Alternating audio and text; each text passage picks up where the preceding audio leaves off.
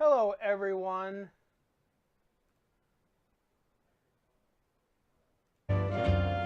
Hello. It's max volume.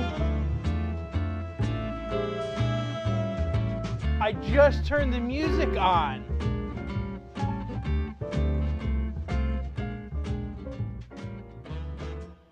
All right. How's that?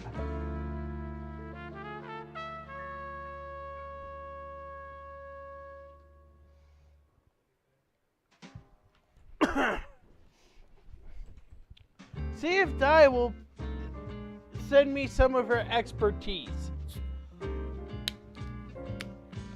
It's alright. She does a lot of investigating on Ace Attorney. This is not like Professor Layton.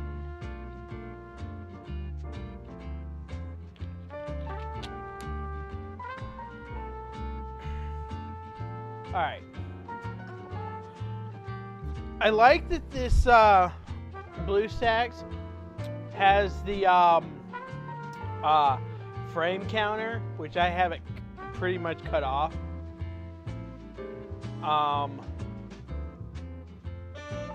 We're running at 30 frames per second on this thing.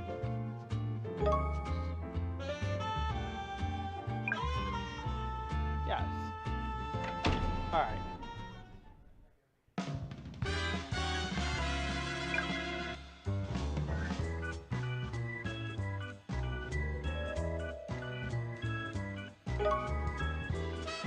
To lose your place in the case you were solving before, reopen the case from where you left off. Yes, we're gonna reopen from where we left off. This is the one where there was a play and oh no, wait, there's a point. Oh, this is the radio station. Okay. So who caused the DJ's death?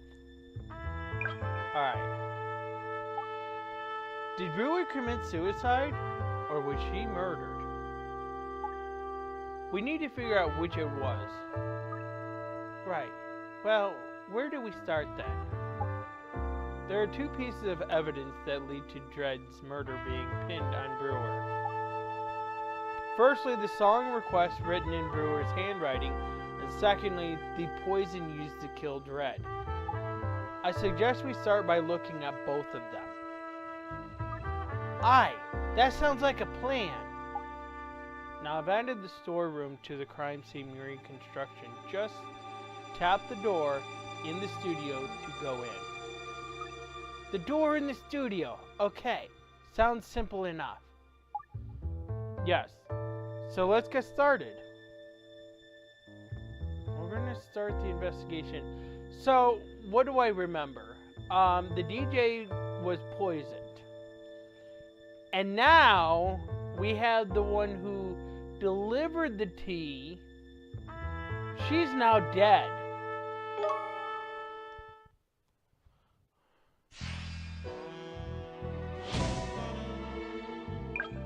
Okay. Alright. We have the cabinet.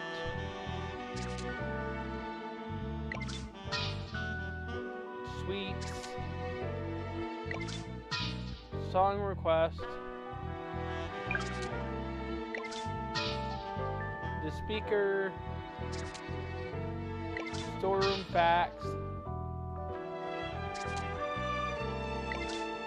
Pen.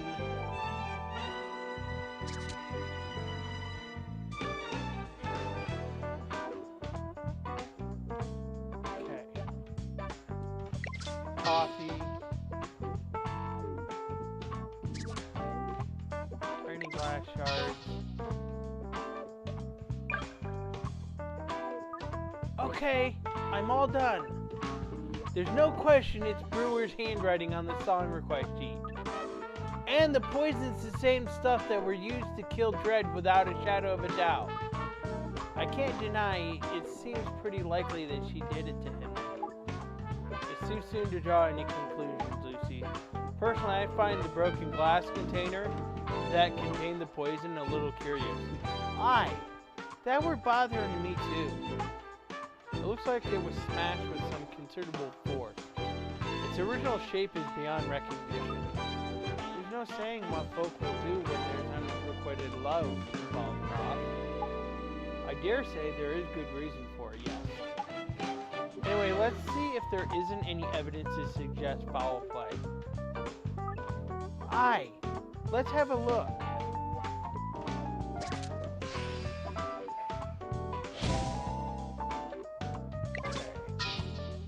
Brewer's corpse.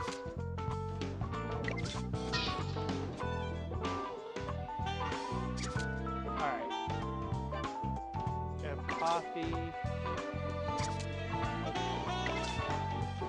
Black shards. We're gonna have to zoom back out. We got a little terrible stuff. Sweets.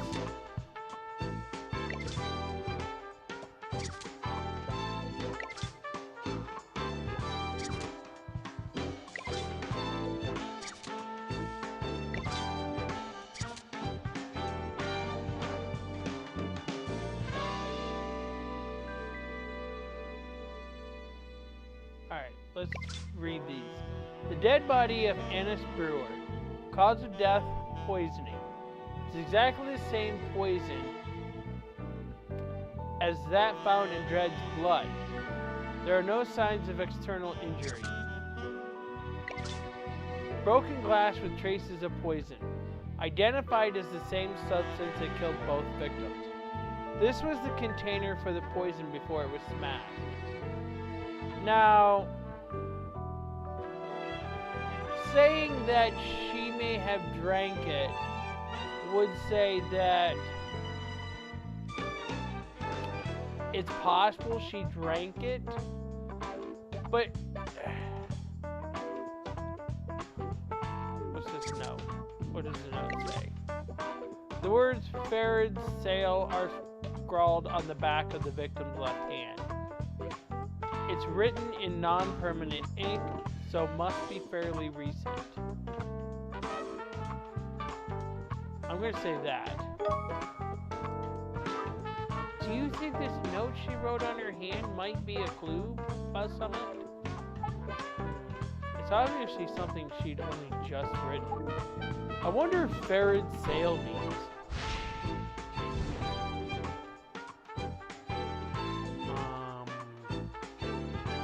Of evidence relates heavily on Farad's sale.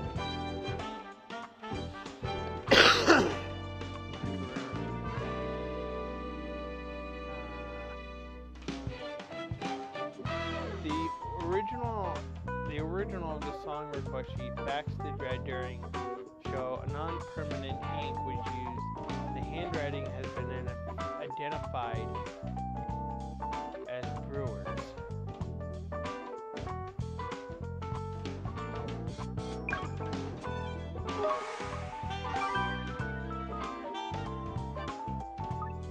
Hey, Prof, remember the ad they played on the radio after what happened on the show? That was it. It were an advert for the big sale on at Farad's. Of course. Brewer must have heard the advertisement and made a note of it on her hand. That must be it. Well, that would tell us something, wouldn't it? Like, what does Brewer's note on her hand? Ready to die, she didn't see death coming. Okay. I'm going to say she didn't see death coming. Brewer must have been thinking she'd go to the Farad sale and thinking it while she were in that room. So she can't have any clue that she were on to die then. We're about to die then, can she? No, she can't. Just to be sure, let's find out when else that advertisement was aired. It's just possible she made the note on another occasion. I'll go and make the necessary inquiry straight away, Prof. I got the answer, Prof. That was unbelievably quick, Lucy. Aye, investigating's all about speed, I say. Anyway, turns out that for the first time that ad had ever aired, then it's undeniable. Brewer was murdered. Was she an accomplice of the real killer then, do you think? Killed to shut her up or something? What do you think?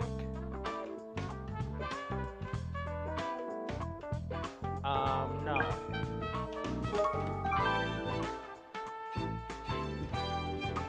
I don't think Brewer were in on it, actually. She's left the song request facts just lying about in full view. Not to mention all them sweet rappers. She just doesn't seem to have been that bothered, really. Not what you'd expect of a killer. An excellent deduction. I couldn't agree more. There's too much evidence left behind in this room. If she'd known about the plan to kill Dredd, she would have been tidier. She wouldn't have wanted to get caught. In all likelihood, I imagine Dredd approached Brewer. He would have told her of his plans for a great practical joke and asked her to help him. Aye, that makes sense.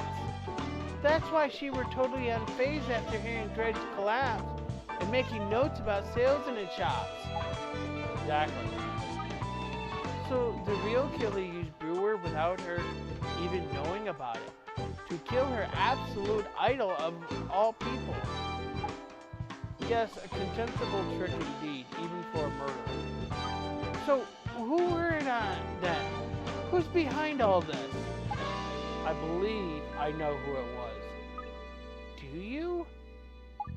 Yes, Brewer's killer and Dredd's killer were one and the same.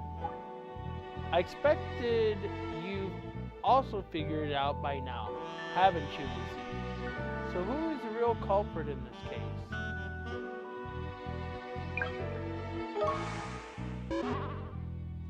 Well, that's what we thought before. I don't think so, Lucy. Oh, that's wrong, is it? Yes, Brewer's killer and Dredd's killer were one and the same. Who among the suspects had the time to commit both murders? The choice is extremely limited. So think again. Who was it? Alright, so... longtime partner Dredd's and creator and director of his show, an affordable man but known to have quarreled with the victim over money matters. I'm gonna say him.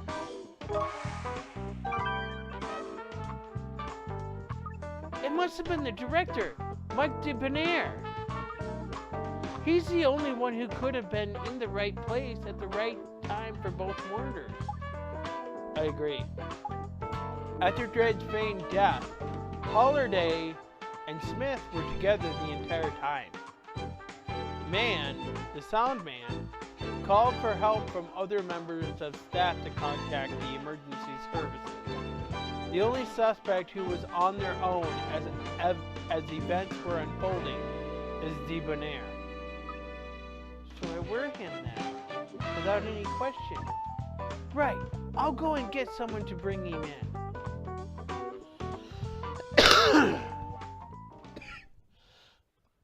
Yes, there's no question that Bonaire is the culprit. But still, there's one final piece of the puzzle missing.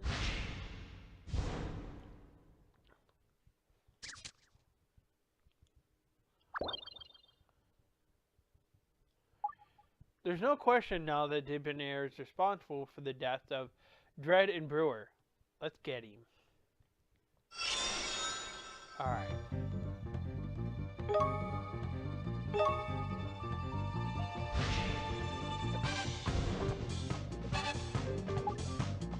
Dolly! I'm terribly sorry to have kept... Goodness. Where's Dolly? Is she not here? Oh? That's rather strange. She said she wanted to see me. What exactly did you tell this man? I just couldn't get hold of him. In the end, I had to resort to asking Miss Holliday if she'd help. That little minx? She doesn't know who she's messing with. Allow me to apologize, Mr. Mayor. I had no idea this had gone on. Oh, no, not at all. I can hardly blame your lovely assistant. After all, if a man allows himself to be duped, it's usually for a less than honorable reason. Anyway, I must be getting back. Just a moment, please, Mr. Debonair. We'd like to have a few questions we'd like to ask you. Well, it's not often that a pretty young girl wants to chat with an old fogey like me, so why not? But it better be something important enough to warrant dragging me out of bed. Well, it's yes, this is an extremely serious matter. It seems you may well be responsible for the deaths of 2 innocent people, you see. Who are you people exactly? I'm Inspector Layton, Sears Crime Division. And I'm Lucy Baker, the inspector's assistant. Well, goodness gracious me. I thought the police were supposed to protect the public, not trick them into false meetings and the like.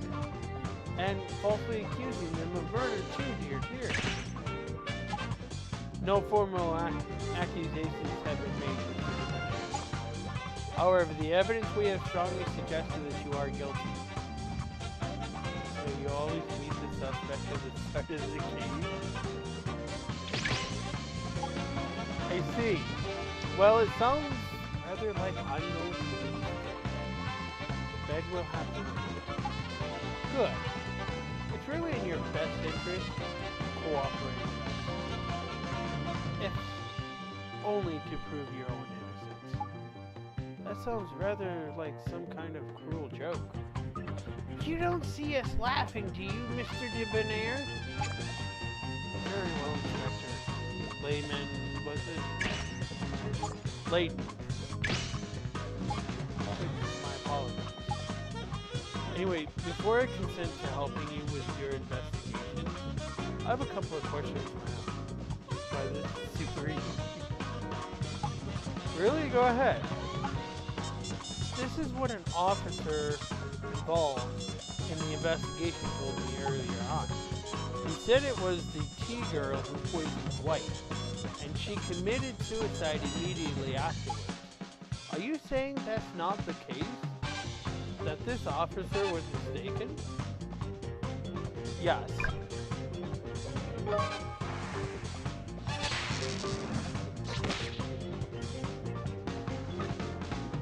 No, the tea lady weren't the one who killed Mr. Dredd. So, she was falsely accused? Dear, what an embarrassing mistake for you. The police do rather seem to have lost their edge these days, wouldn't you say?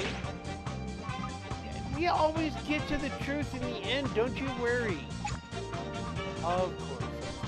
Well, if I might be so bold as to venture another question. I heard it was poison that killed poor White. I wonder, what was the poison in?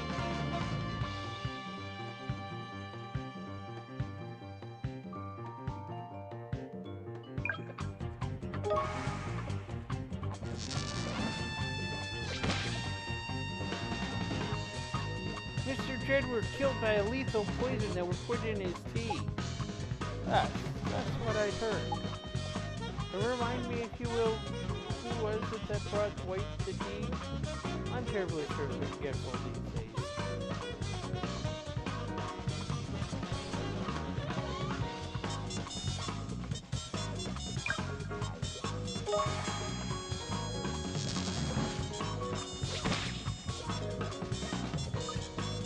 It were a tea lady by the name of Annis Brewer who brought the drinks into the studio. Oh yes, of course I remember now. A pretty young girl, if I'm not mistaken. Yes, that's right. She brought the tea to Dwight. the tea laced with poison. We can't be sure that the tea already contained the poison at that point in time. Oh, that's so. Well, I'm intrigued. Do tell me that. When was the poison added?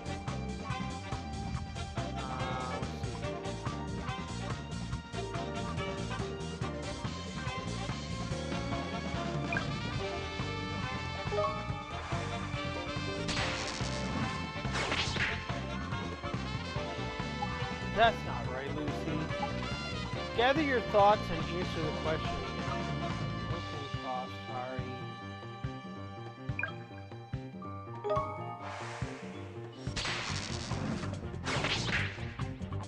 Right.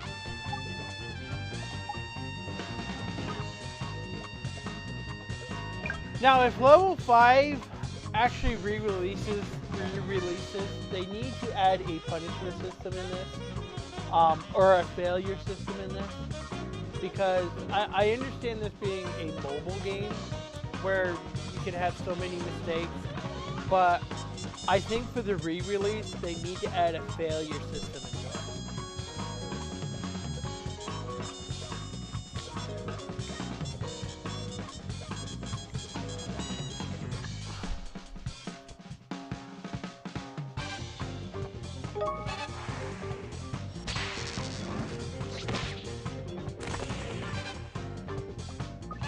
The poison were added to the tea after the show had been interrupted. Oh, what an extraordinary idea. Dwight died while the show was still on air, yet the poison wasn't put in the cup until after that time. I don't wish to cause offense, Inspector Layton said. But is your assistant a little simple, perhaps? Hey, I heard that! My name is Layton. How rude. No, Mr. Debonair. What Ms. Baker said is absolutely right. The poison was added to the tea after the show was cut short and taken off the air. I'm sure I don't need to spell out to you what that means. Sorry to disappoint you, but you've completely lost me. This is all rather too fanciful to an old chap like me. Very well, let's take a different tack. Why don't we talk about the wig? The wig? I assure you, advanced in years I may be, but this is all my own hair. Mr. Dread's wig. I see, it's Dwight's wig. Did you notice that the victim's wig had fallen off his head? As a matter of fact, it did, yes. I saw the dreadlocked mess fly off the poor man's head as he keeled over onto the floor. That's very strange, because we have another witness's statement that completely contradicts what you say. According to that statement,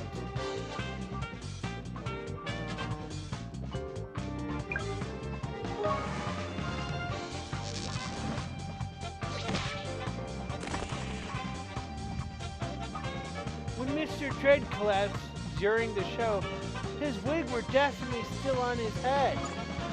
That's what the witness told us. The person in question even went so far as to say how shocking it was to see the victim without his wig. Oh yes, of course. I'm terribly sorry. You're quite right. I've mixed things up in my head. Yes, when Dwight actually collapsed, it's true, his wig didn't come off. Must have been when I ran over to him and shook him. I couldn't help myself. I was in a blind panic. That must be when it happened. I must have shaken his wig off his head.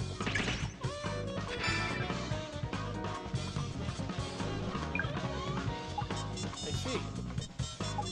I do apologize for getting so muddled up. I quite understand, Mr. Debonair. People's memories are very curious things. Yes, White. one other thing I'd like to double check with you. Did you notice Mr. Dread drinking his tea at all? Yes, I saw him drink it. Let's see, I'm pretty sure he ate one of those macaroons first. No doubt that made him thirsty, and it was when he took a sip of tea that he suddenly looked choked. The rest I think you know. I see. Then it appears we have another discrepancy. You see, we have a statement that tells a different story.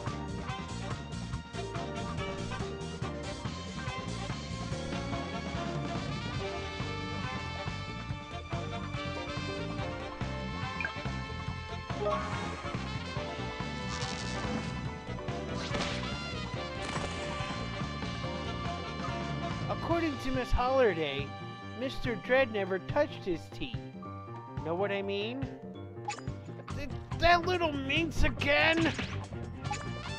Do you really think you can rely on what she tells you? The woman's a serial liar. Why, she even lied to me in order to get me to this meeting, for goodness sake. Or have you conveniently forgotten that little fact already? Not at all. I've made a mental note of it. Then surely you wouldn't seriously consider taking her word over mine. Please, Mr. Debonair, there's no need for raised voices. Perhaps we all need to calm down. A spot of radio, maybe? Sorry, calm down?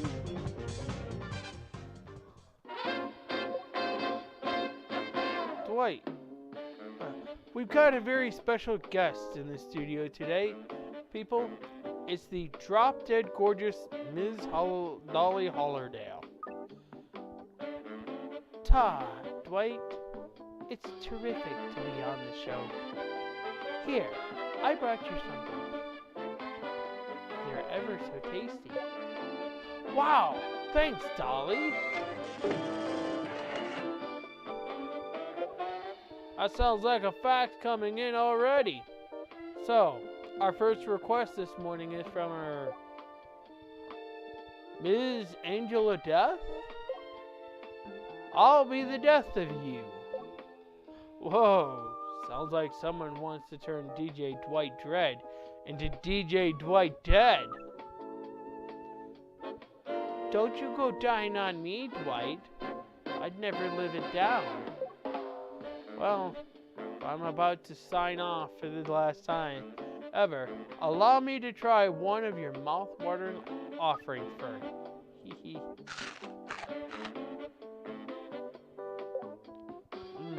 That hit the spot. Oh.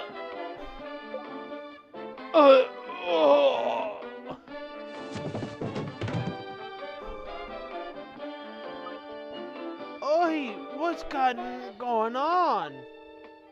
Dwight, are you all right? Let's go into an ad break. Come on, quickly.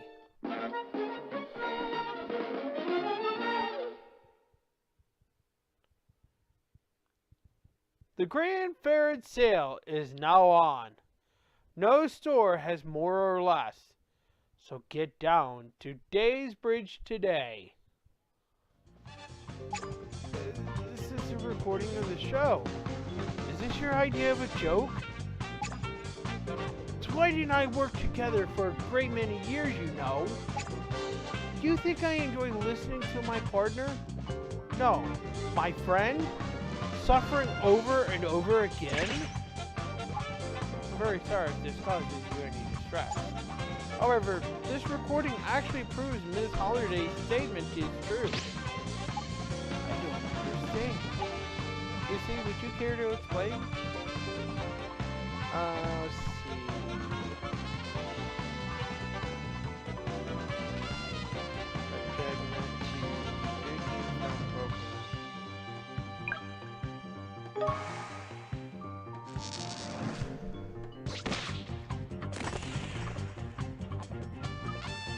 There were a broken teacup in the scene of the crime. But there's not even a hint of the sound of china breaking on the recording of the show. So obviously the microphone just didn't pick it up. You patiently know very little about radio. You clearly make out the sound of the victims collapsing. You would expect the noise of a cup smashing to be even more clearly audible. How is this even relevant? It was the tea girl who poisoned his drink. We all know that. Does it really matter whether you can hear a teacup breaking on the recording or not? I mean, I asked you. It matters a great deal. A cup that didn't break is broken. A wig that didn't fall off is lying on the floor. It's not that one witness or another failed to spot something. No. The crime scene changed subtly between the transmission being interrupted and the police arriving. The question then is why? How on earth should I know? Ms. Baker and I have come up with a hypothesis. We speculated that when the victim collapsed during the show, he was in fact pretending to die. What? Oh, don't be absurd, man! I too thought it unbelievable at first, but if you accept that, everything else falls into place, Lucy. Mr. Dredd and yourself discussed the idea of such a practical joke before the show.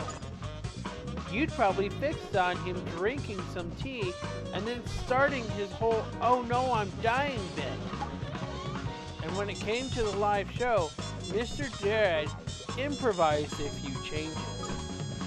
Instead of it being the tea that kicked everything off, he went for one of Miss Holliday's macaroons. After the performance, once everyone had left the studio, Mr. Dredd got up. Miss Holliday and Miss Smith would have been in the waiting room, and Mr. Mann had gone to call the police, which would leave only one other person in the studio. You, Mr. Debonair. And no doubt you made a fuss over Mr. Dredd and how great he'd been, and then you offered him some tea. Tea laced with poison, that is.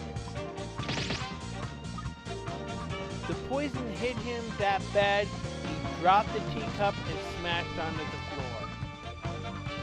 And as he crashed to the floor himself, his wig flew off his head. And these two minor details that were the cause of the inconsistencies at the scene. Though Mr. Dredd collapsed after eating a macaroon, the poison was found in the tea. And though his wig was still on his head, after he collapsed during the show, later it was lying on the floor. That's the real truth behind the death of DJ Dwight Dredd, and you know it. Well, it's certainly an imaginative theory, but in the end, it's just that, a game theory. You don't have a shred of evidence to support your claim that Dwight faked his own death, do you?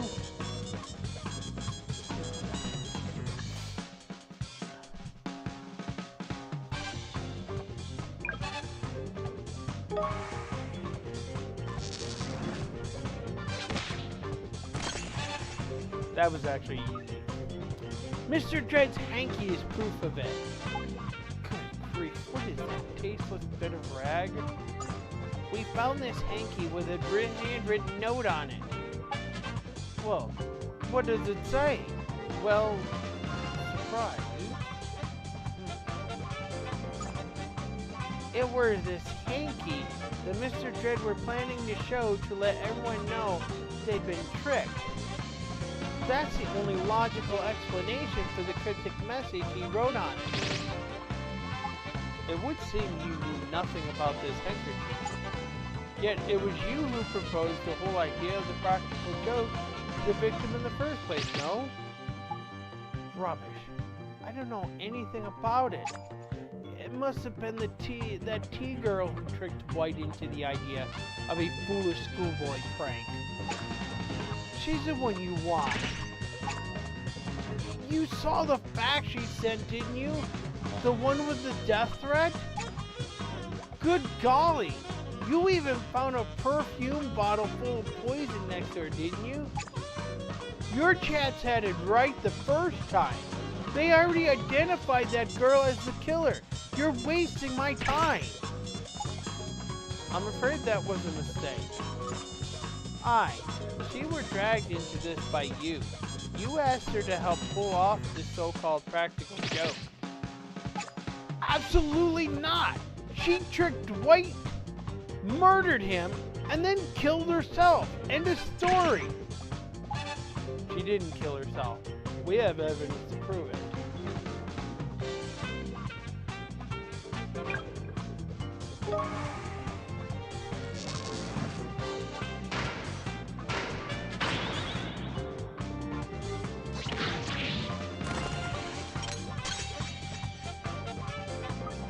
Ms. Brewer made a very interesting note to herself.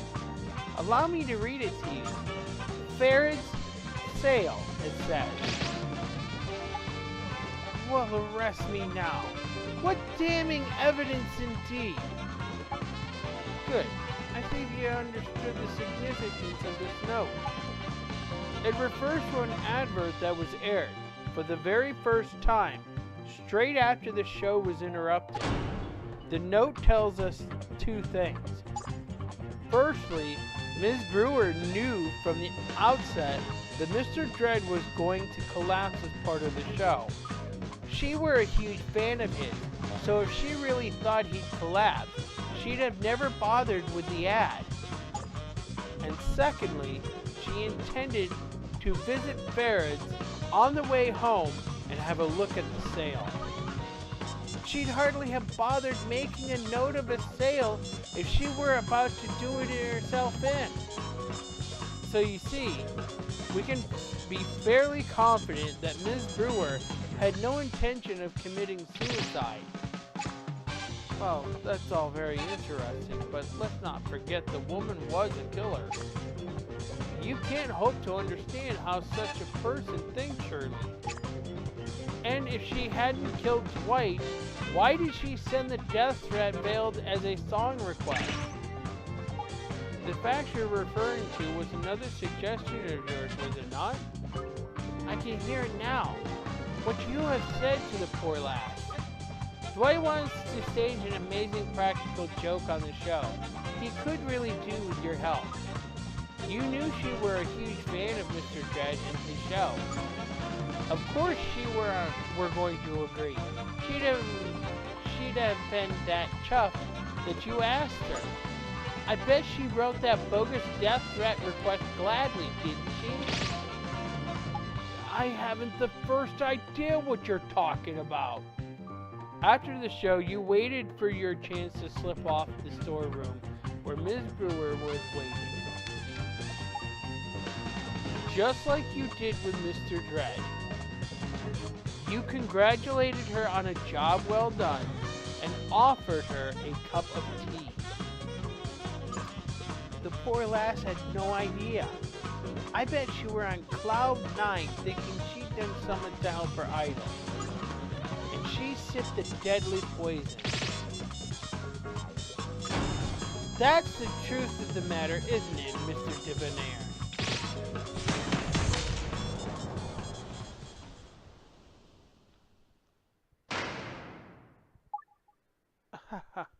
My goodness, you pair have the most fantastic imagination. This could be a new radio drama. How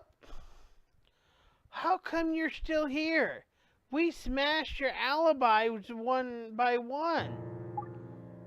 My dear girl, I'm not about to admit to a crime I didn't commit.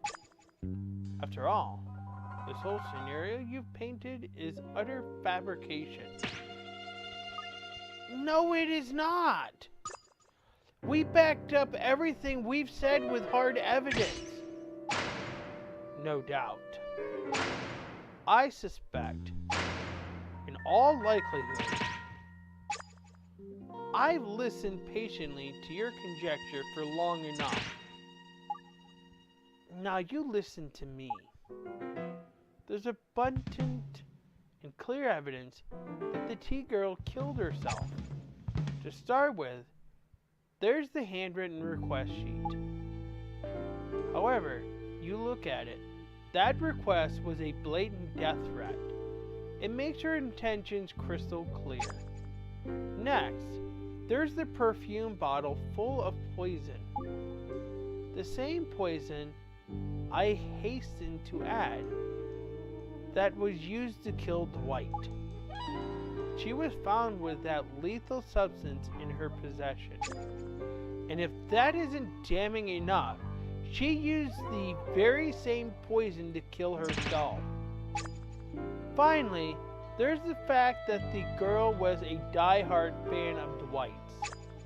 Her twisted feelings for the poor man are what led to this tragedy in the first place.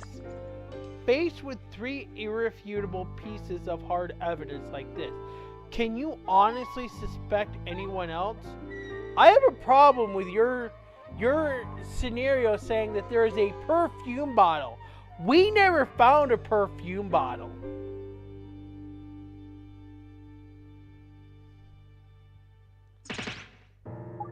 Can you refute this evidence in any way, my dear? As I thought. So that's that then. Case closed. Except for 2 of your evidence is completely utter fabrication. What were the 3 evidence he said again? The song request is the other one. And the fact that she was a fan of Dwight's. Those are the 3 evidence he came up with. One thing, that song request, Dwight laughed it off.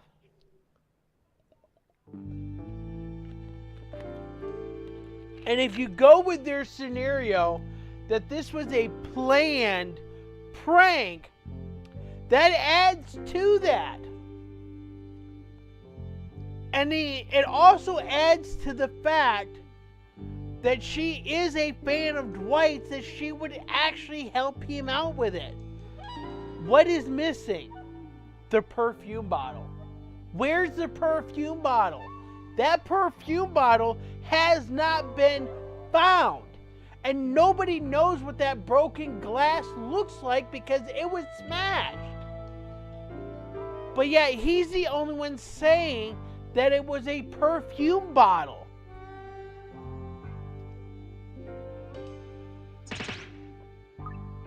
Hey, you can't do that!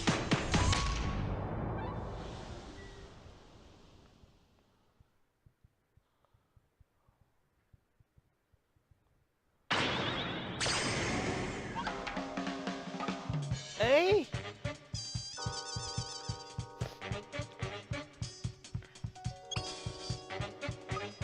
Hey, when did you... Funny turn again, eh, Frost?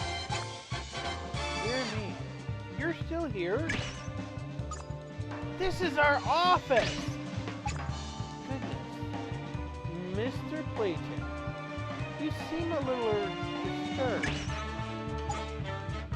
Get my name wrong again on purpose, and I'll personally cut out your tongue. That's it, Prof. Sock it to him! Good gracious, I'm not quite sure I can believe my ears. Are you sure you're a police officer? You're making me uncomfortable. I demand you allow me to go home, seeing as you have no evidence. We have evidence. Let's hear your patronizing 3 irrefutable pieces of hard evidence again, shall we, if you dare? I don't know why you suddenly assume this menacing tone. Just get on with it. Very well. I'm not sure why I have to repeat myself like this, but firstly, there's the handwritten request. Secondly, the perfume bottle full of poison. And thirdly, the fact that the tea girl was a die-hard fan of Dwight. You have no idea. The very words coming out of your mouth. What? One of your 3 irrefutable pieces of hard evidence, Mike? It's just the irrefutable evidence that proves your guilt. Don't be absurd! Lucy, do you know which one it is? I just stated what one it was. I think I sort of do, but I sort of don't. One of Debonair's 3 irrefutable pieces of hard evidence, and a piece of evidence from the crime scene. By comparing those 2 things, we prove beyond any doubt that Mikey here is the killer. Piece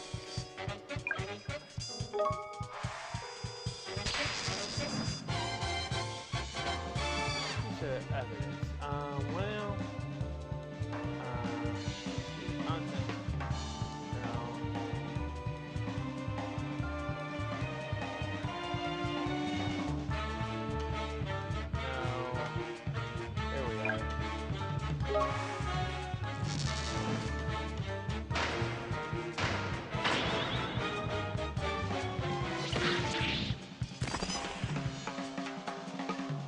You said the bits of broken glass were from a perfume bottle full of poison, Mr. Debonair. That's where you slipped up. You've betrayed yourself, rotten. I'm sorry? You blurted something out that only the real killer could have known. About those bits of broken glass in the storeroom. When I found out that what the poison were in, I assumed they came from a pill bottle or something. But the real killer weren't carrying the poison in a pill bottle, were he? No, he were using a perfume bottle. I know exactly how you mind. You'd always intended to use a bottle of poison into your hand to make it look like suicide. That's why you very carefully chose a lady's perfume bottle. I don't know what you're talking about. After you poisoned Brewer, you placed the perfume bottle in her hand and left the storeroom. But then something happened that you hadn't banked on. The girl wasn't quite dead. I very much doubt she understood exactly what was happening, but she must have felt she needed to leave a sign. Something to show how she was feeling. Mustering all her remaining strength, she hurled the perfume bottle against the wall. It smashed into pieces, making it all but impossible to identify what it was. But of course, you didn't know that.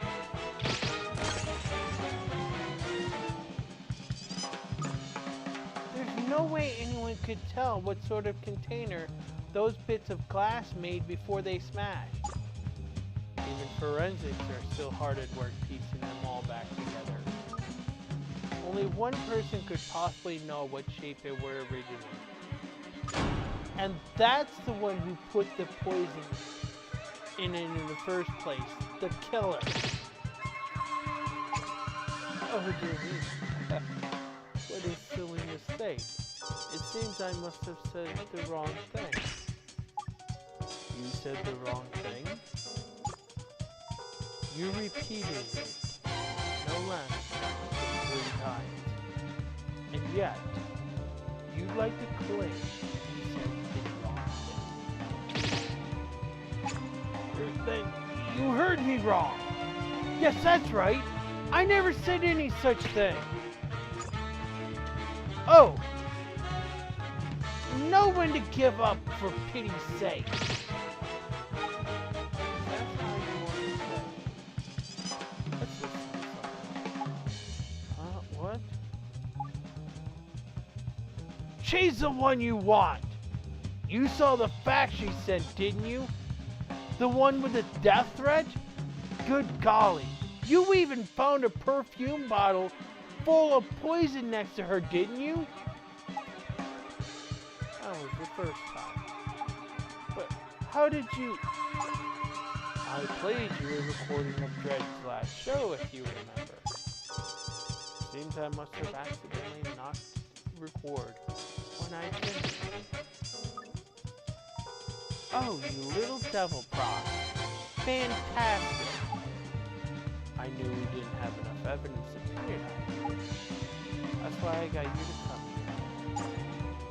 I thought it'd be fitting to have the final piece of evidence come from the killer himself.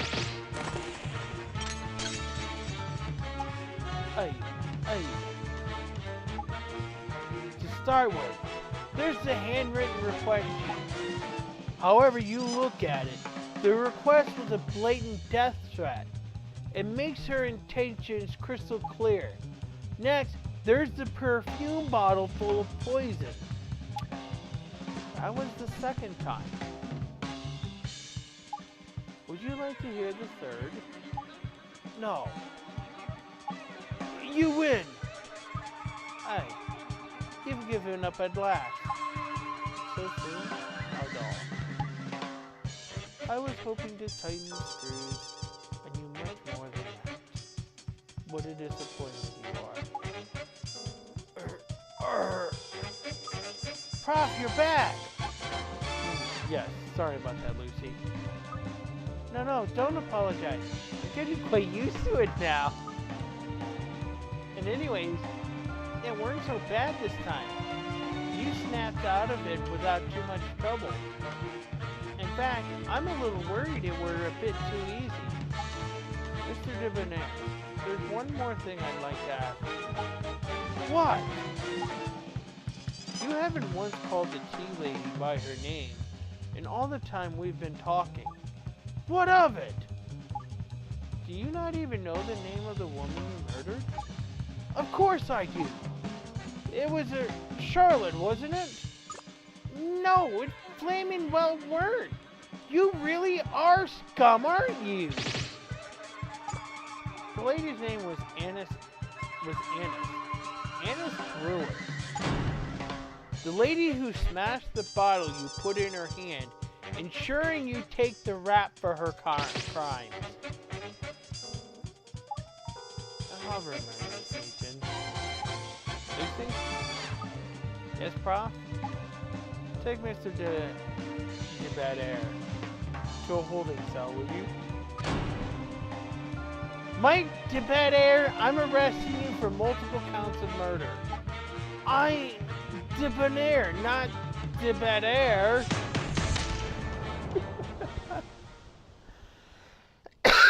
Oh, wow.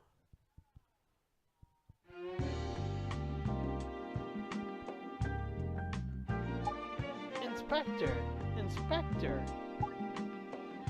Debonair squeaked like a mouse on helium.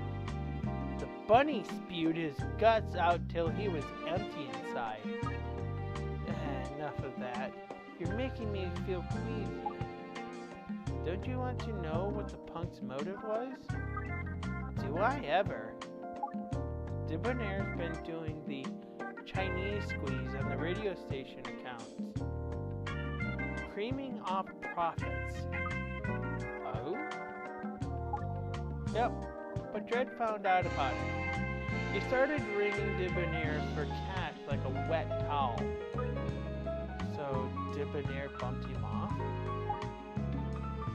And what was the relationship between Brewer and Debonair? I've covered every angle of that, but I've got nothing. Zilch. The Gink and that dame didn't have a scrap of shared history. They were totally unrelated. What about Brewer and Dredd? The more I looked into that, the less of a connection they seemed to have. In fact, I'd put money on Debonair just laying on the rumors that they were a couple. That lowlife old goon! Goon? You're not in the mob, Lucy. Do you have to talk like that? I would just... I'm not feeling very well. I think I'll head off home now. Oh, well, I've got some news that might cheer you up a bit before you go, Prof. Oh, spill the beans then, Lucy. Put us wise. Dolly's bringing out a new single soon. Dolly? Are you talking about the young lady sniffer? Young lady sniffer brought in by mistake? Hey, every copper pinches the grown creature from time to time. Hi, Dolly Hollerdale. This new track's causing quite a stir already, and it hasn't been released yet. It's her first rock album. No, that's Dolly Parton. Sorry. Oh. Why is that? She's called it I'll Be the Death.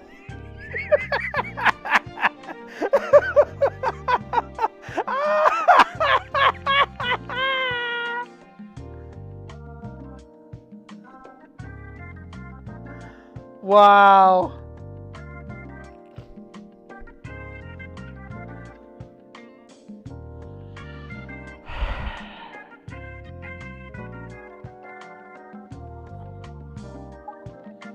Holy smoke, isn't that the infamous request? Aye. The lass has got herself on the cover of every magazine because of it. She's a smart one. But it's the B-side that's got me worried. That one's called Macho Man in a Gown.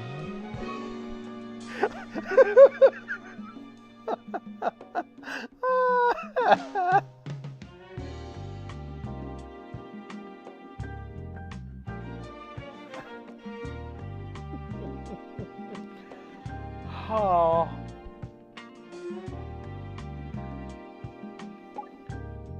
It's a bit of a strange title, I grant you, but what's worrying about it? What, you don't see it? Don't see what? Oh, nothing. Never mind then. It's hilarious.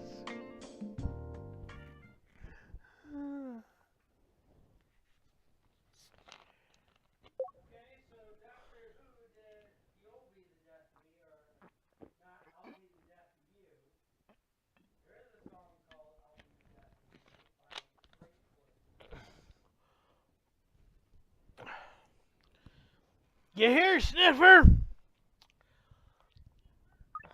Oh, you've just missed him, Justin. He went home a few minutes ago. He's got a cheek! That lad leaving the office before his boss? Don't blow your top, Justin. Oh, you would like that, Layton. Oh. You're here too, aren't you, Al? Of course I am. This is my office, after all. You're home, more like it. So, how's it been going? Had any incidents recently? You mean the Jekyll and Hyde moment? With the Prof's dark side? If that's how you want to describe it. Talk of the devil, and he'll appear. By heck, you scared the wits out of me. And there's no crook here, so... I hadn't realized you could change so easily. It's been a long time, Justin. In fact, yes, our paths haven't crossed since Raymond Castle, have they? Remember? I couldn't forget that if I wanted to. It was memorable, wasn't it? Both of us working together to solve the case. You two work together? Except it still isn't solved, is it? Because you refuse to tell what what you know. If it wasn't for that, we'd have solved it long ago. I really don't know what you mean. Fine. If you don't want to discuss it, let's forget it. Leave us alone. As you wish. You know how to find me if you need me again. I'll be glad to show up for my old partner anytime. Anytime at all. Prof, are you alright? Yes. Thank you, Lucy. I'm fine. Did you hear him? Anytime, he said. Did you hear that, Al? Yes, I heard. Have you been in touch with your brother recently? This is my problem, Justin. What? You think you can manage him on your own? Ha! Only a son of Herschel Layton would even entertain the idea. Well, if that's how you feel, I'll keep my nose out of it. Sorry. Right, I'm off. I wish you all the best, Al. I just hope things don't turn against you.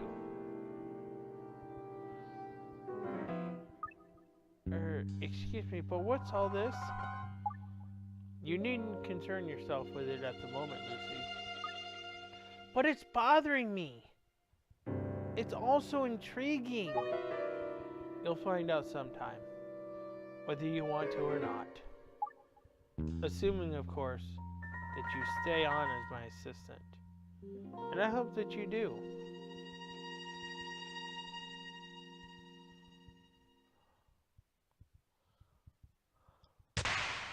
Okay.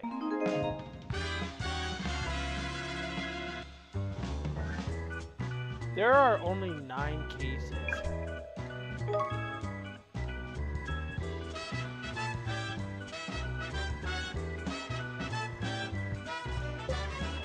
Oh, Fendi, are you busy? Oh, Commissioner, what are you doing here so early in the morning? Something's happened. A very worrying case. I want you to look into it. Must be serious, sir. You don't normally dish out the work in person. It is serious, Lucy. 4 members of the Mafia have been found dead in one of their hideouts. 4? And I'm afraid so. And for a film, Fendi, it's... Sir? Never mind. I've sent through the full report. As soon as you make any progress, I want to hear about it. Right you are, sir. Lucy, could I have a word? Of course, sir. What can I do for you? Don't take your eyes off him during this case. Not even for a moment. Off the prof, you mean? Why not? What's going on? Are we going to find out about that case already? I would think that they would hold that off. But it sounds like we're going to find out recently. We're going to find out a lot sooner than that, I guess. The incident happened at Merseyshire docks were violent crime. But this was something else. It were in a warehouse used by the mob. I've seen my fair share of murders by now, but these 4 killings were a harrowing scene in anyone's book. Even if the prof didn't quite manage to hide his emotions this time, you see his eyes had settled on something very puzzling. Kiss goodbye.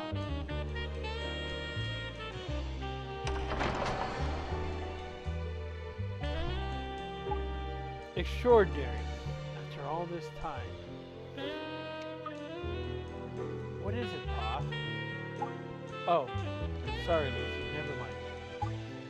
This is a very elaborate copycat crime. Really? Anyway, let's go over what we know. Okay, I'm listening. The crime scene is a warehouse at some docks in Mersey Shore. It's owned by the Agonis. The Mafia? Yes. They were using it as a hideout. The 4 victims were found there just before dawn yesterday morning. Among them was the head of the whole family, Severino Agani. His right-hand man, Barbarossa Sassani. Strongman Percy Boyle. And a new recruit by the name of Angelo Fozzi. 4 of them in total. So they were all gangsters that were killed then, eh? Yes. But as for suspects, I hate to think. It must have been a savage beast to take out 4 of the mob's top fellows. Well, actually, we don't have any suspects. What? There must be someone. What about the person who found them all, eh? It was a group of sailors who were loading goods into the warehouse that discovered them. They thought they could smell burning. And when they went to investigate, they found the bodies. But none of them has any connection to the victims. That's not enough to rule them out, though, is it, Pa? What were they doing just before it happened, eh? They were all on a ship from Africa. It landed literally minutes before. Oh, well, that's pretty cast iron as alibis go, I suppose. Exactly. No, we can safely eliminate them from our inquiries. Well, there must be some other people connected to the case, surely. There's one other person who could have been involved in something. But unfortunately, he's gone missing. We have no idea where he is. That's a kick in the ribs. I don't see that there's much we can do. Now then, we'll just have to start investigating without any suspects or statements to help us. But I were looking forward to guessing who done it. You know, listening to my gut instinct in that. The point of our investigation this time isn't to identify the killer. The current theory is that the culprit fled the scene after the events. However, the door to the hideout was locked from the inside. A murder inside a locked room? That's right. Our task is to ascertain how the culprit managed to leave the room that was locked from the inside. I see. And there's something else about this case that's very mysterious. Oh, what's that? Have you heard of the jigsaw puzzle killings, Lucy? No, never.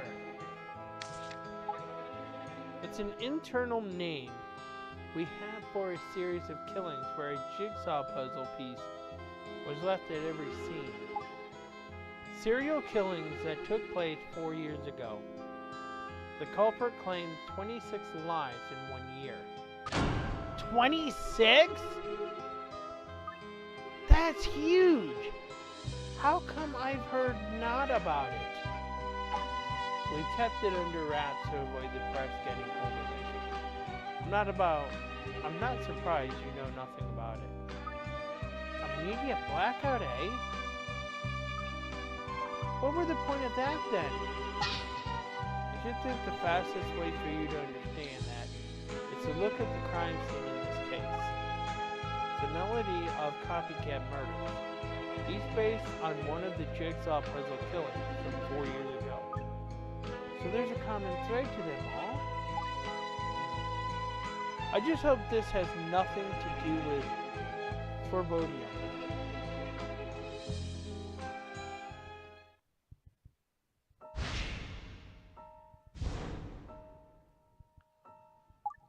Seeing as we don't have any suspects, I can't have you guess who the culprit is this time. I know. I like that bit though. Oh well, not to do about it. No. So let's see what what the scene of the crime looks like, shall we? Aye, let's crack on. It seems likely that these 4 men were murdered by someone who then fled the scene. But how on earth did the person manage to leave the door locked from its inside? We're going to need to gather more information before we can explain that conundrum. So let's stick to investigating the scene for now. See where it leads us. Right you are.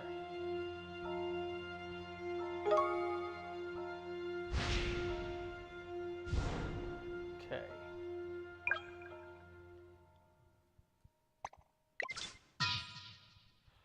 Bed. Let's zoom in.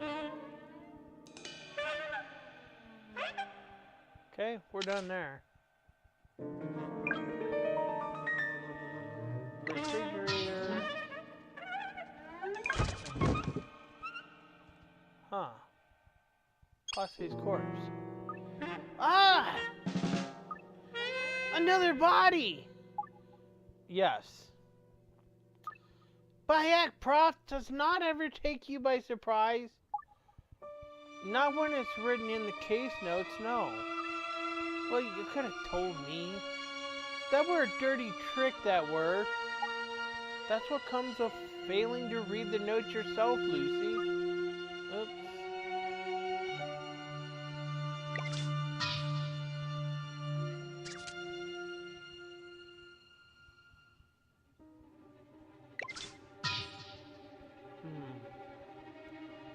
A puzzle piece. Effendi, are you sure this is a copycat murder?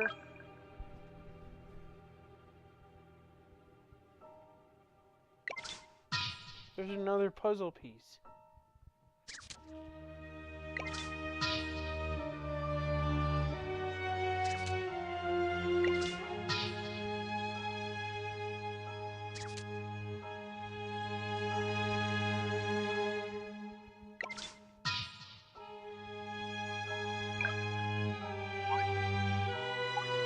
This is a curious place to find beads, wouldn't you say?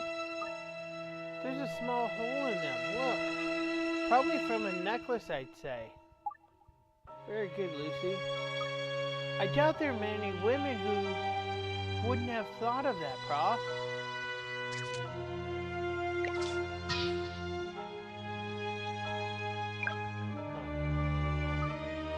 Takeaway food, is it?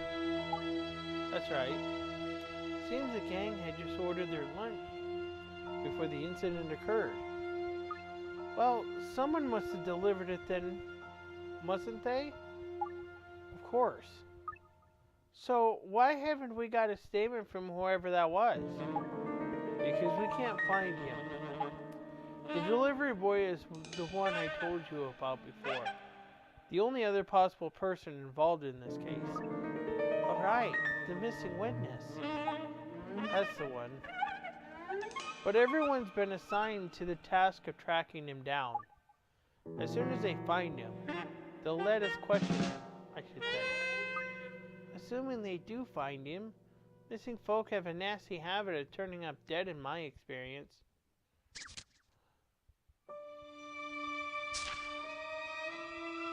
Well, I'm going to go back in here because I haven't found all the evidence. I don't like leaving evidence unturned.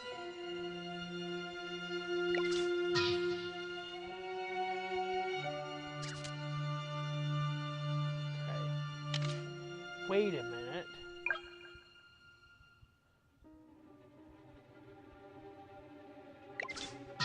Okay.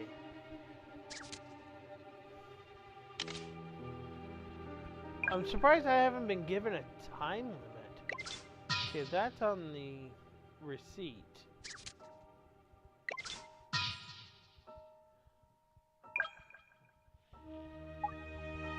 A sporific. Interesting.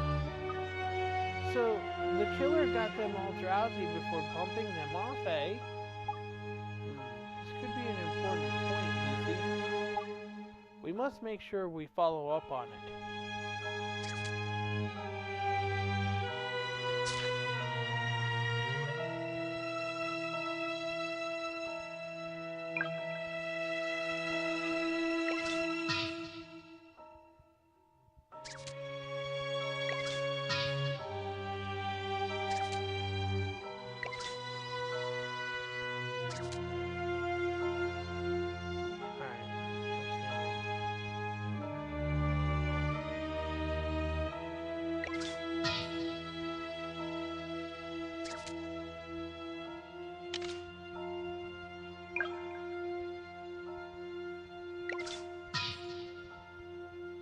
$29 CRT television set.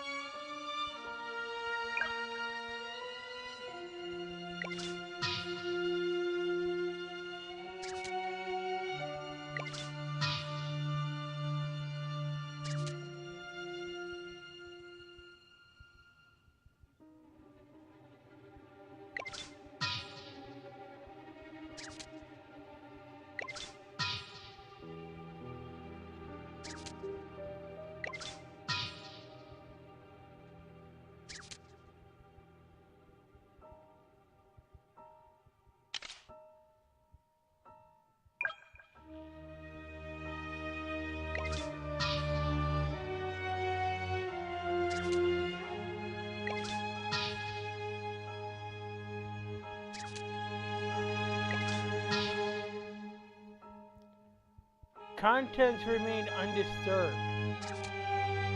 That's interesting. And there's a puzzle piece.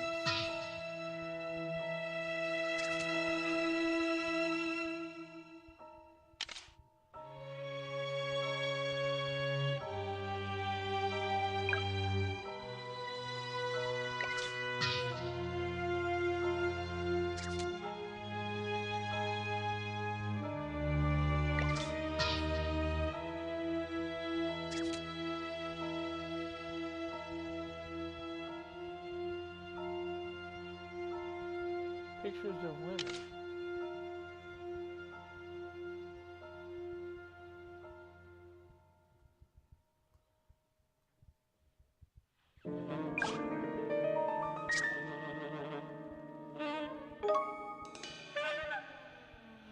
Okay, 4 bodies.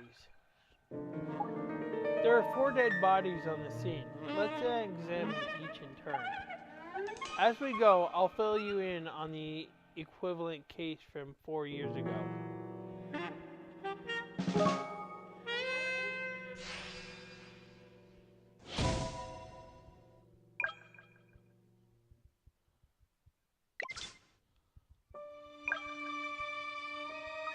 This fellow's been knifed in the back.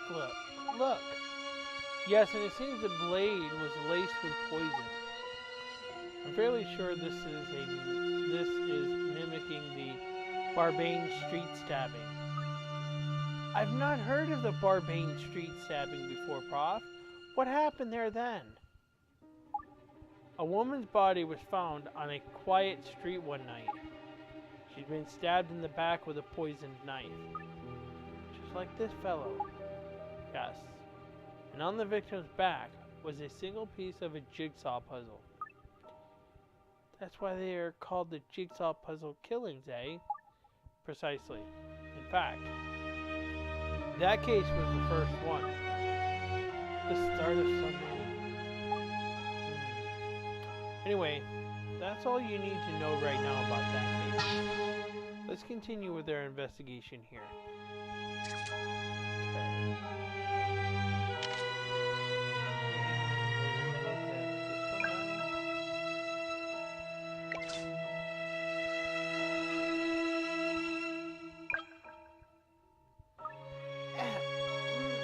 My mom always told me not to sit too close to the telly. This is an exact reproduction of the case of Raymond 2. What's that then, Prof? It happened in a very rundown block of flats on an inner city estate. A man was found in a room that had been completely ransacked. He'd been strangled, and after he was dead, a television set had been smashed over his head. Who would do something like that? And why? I have no idea. The only logical explanation at the time was that it had been done in anger. But there was no evidence pointing to the culprit whatsoever at the scene of the crime, other than a jigsaw piece. A jigsaw puzzle piece on the top of the television, that is. Another one, eh? In fact, thinking about it, this was the second of the jigsaw puzzle killings. And they're still going on now, by the looks of things. Anyway, that's all you need to know right now about that case. I suggest we carry on with our investigation here.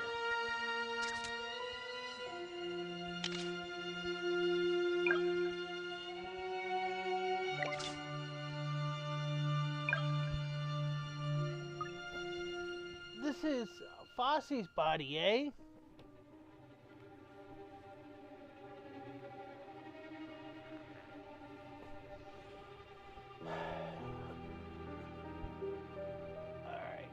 Give me a sec here.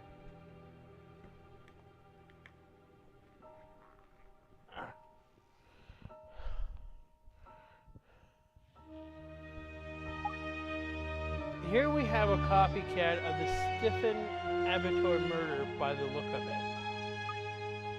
Hey, the Stephen Abitur murder? That's sounding grim already. Yes, the Abitur doesn't exist anymore, but at the time it was one of the largest in the area. One morning, an employee there discovered the body of a woman in one of the refrigerators. A frozen corpse, eh? Nasty! Actually, it wasn't a freezer, so the body wasn't frozen, but that's irrelevant.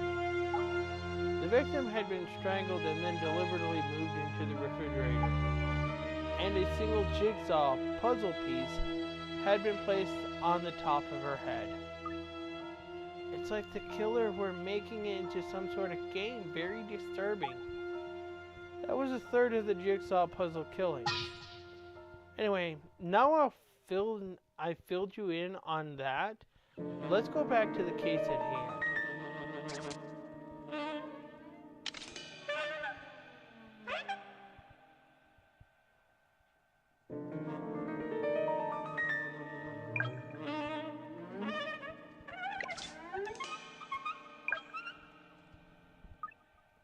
This poor fellow's all charred. It's a copycat of the St. Florence torching. What's St. Florence? A hospital. Or rather, it was.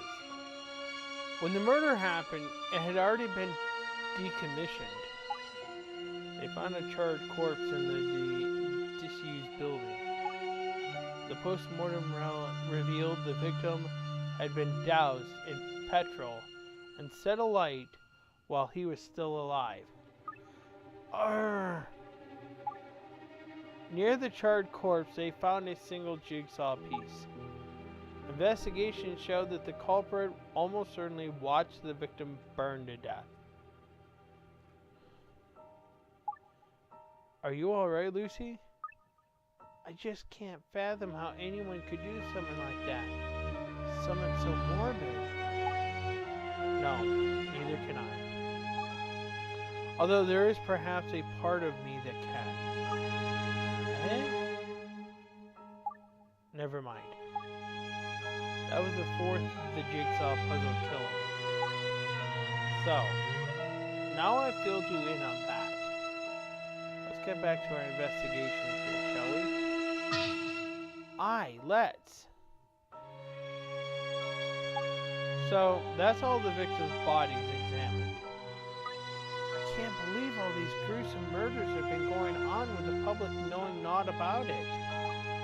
I'm sorry to say that these four are on the mild side. There was no pattern to the killings at all, but they did become ever more brutal. Horrible! In fact, the sole link between all the cases was the jigsaw puzzle piece left at each crime scene. Can you imagine what would have happened if news of such random killings had gone out? I see. There were no common thread at all then. Just the puzzle pieces, eh? Oh, I've got it! You can make any murder look like it were part of a serial killing just by leaving a puzzle piece there. Quite. The perfect way to disguise a totally unrelated crime. That's why it were kept all hush-hush, eh? And then... No, never mind. More importantly, one of the bodies here is particularly troubling. They all seem pretty troubling to me, Prof. What I mean is, although these are all copycats of previous puzzle piece killings, one victim here was murdered in a subtly different way to before. Do you know which one?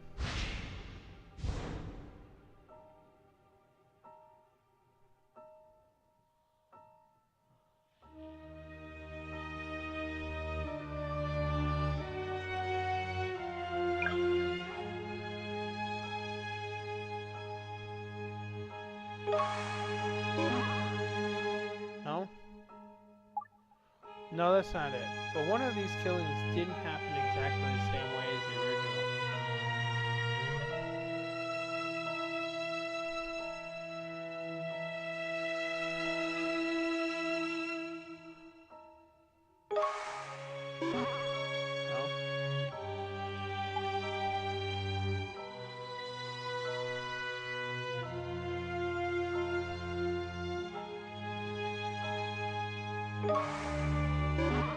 No, I didn't choose that one.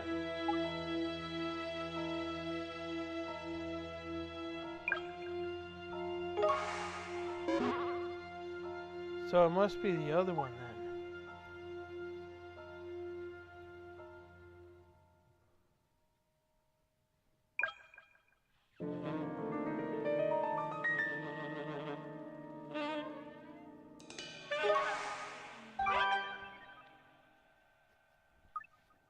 It's Agani's, isn't it?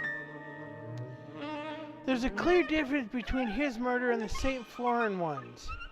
In the original case, the victim was set alight while he was still alive and he burnt to death. But Agani had his neck broken first. He were already dead when his body were torched. Precisely.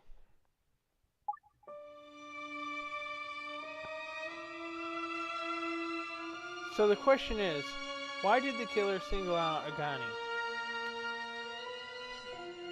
Why was his murder different into the original? Maybe the killer were worried about starting a fire? If the victim were alive, he'd be thrashing about, eh? That's true. And all things being equal is not a bad theory, Lucy. But I'm not sure. Think about that name for a second, what it sounds like. I know. Am I missing something here?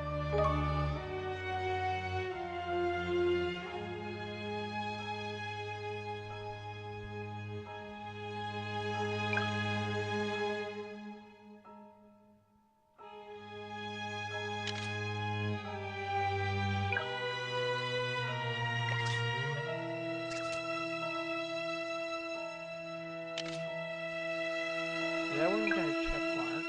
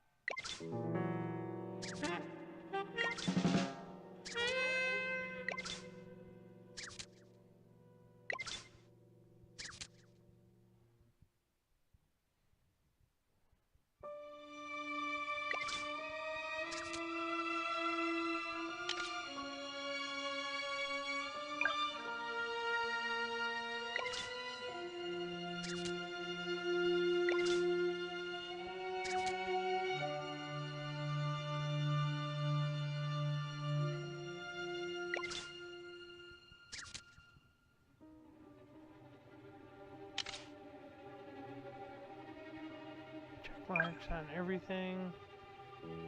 Bin. Pile of boxes. Storeroom door.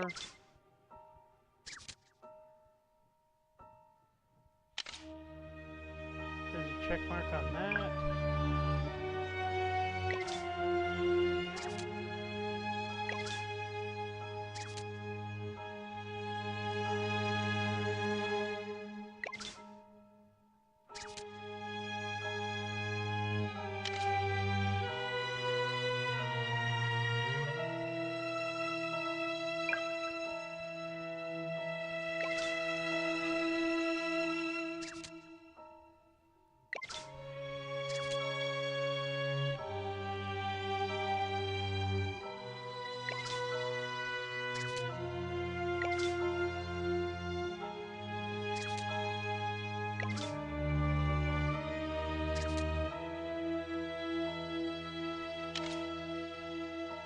Now that's got a check mark on it.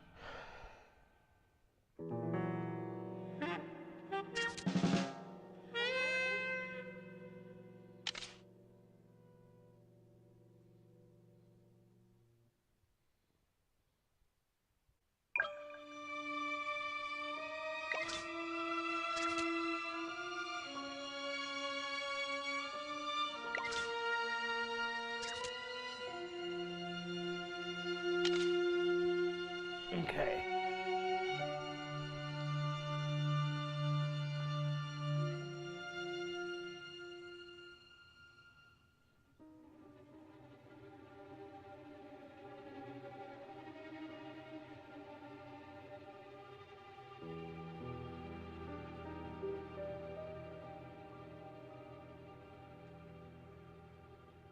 Okay, so everything has got a check mark onto it. Now, that still doesn't show clear. The sporific's bothering me. Let's examine the paper cups again.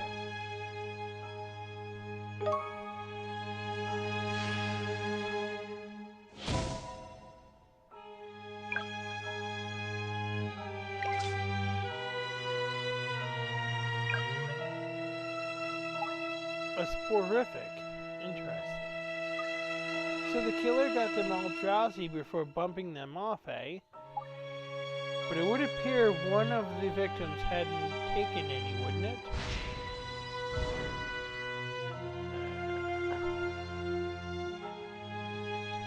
A lethal assailant responsible for the death.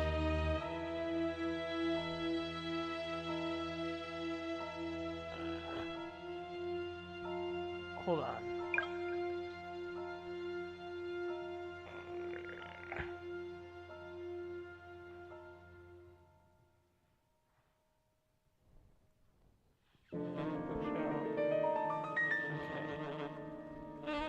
Charged from the fire, cause of death was a broken neck after the victim was doused with petrol and set alight.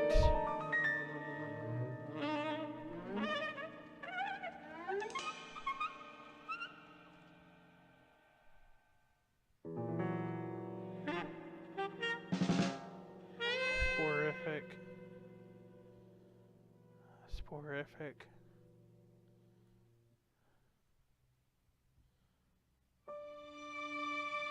Yeah, sporific was found in his too. So it would have to be a Ghani.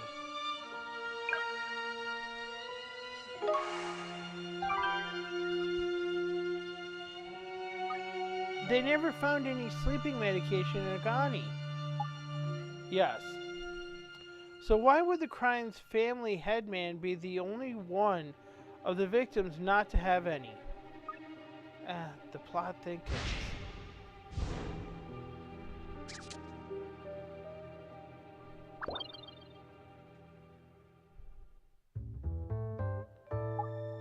I think what we may be looking at here is what, Prof? Think about it, Lucy. If you had to pick one of the 4 victims as being the culprit, which one would you choose? You think one of these four killed all the others? It's just a hypothesis at this stage, Lucy. Nothing more. But if you had to pick one of these 4 as the person who killed the other 3, who would it be? It would probably be Agani.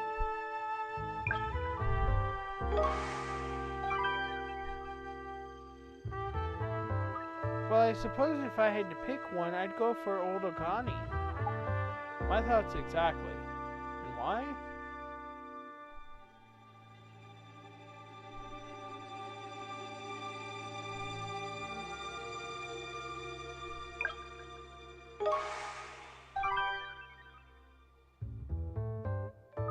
Agani were the only one not to have taken the sleeping pills. So it must have been him that bumped off the other 3. Agani's our man. I would love to agree, but there's a big problem. Oh? Yes, Agani's cause of death was a broken neck that killed him. It was only after he died that he was doused in petrol and set alight. So it can't have been him then. He were murdered. He must been. Unless, of course, he arranged for his body somehow to be set alight automatically after his neck broke.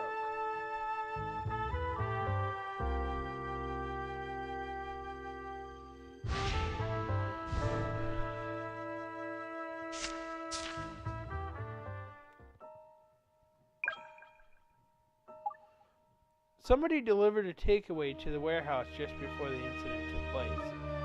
Aye, but that's the somebody we can't find, isn't it? Yes, we should revisit this once they've managed to locate the missing delivery person, perhaps. Assuming said person hasn't been bumped off as well. Okay.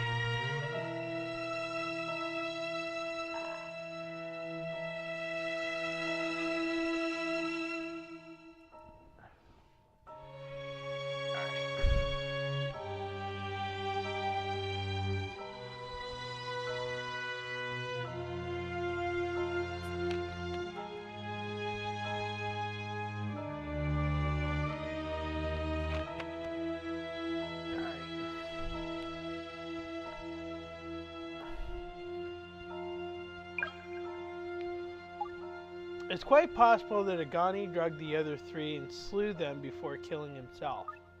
But Agani were doused in petrol and set alight after he'd broken his neck and died. He may have engineered some way to make that happen. We should examine the scene for clues. Do you think it's a serious possibility, Prof? Sounds a bit far-fetched to me.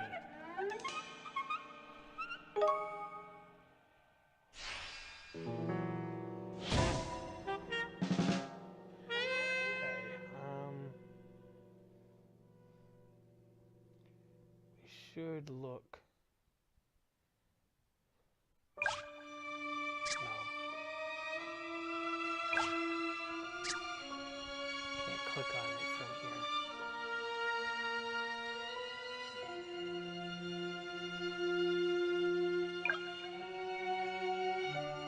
Okay.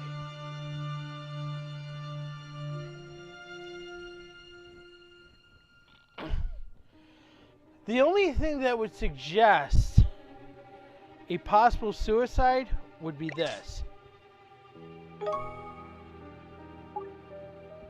No, this particular piece of evidence doesn't tell us anything about Agani.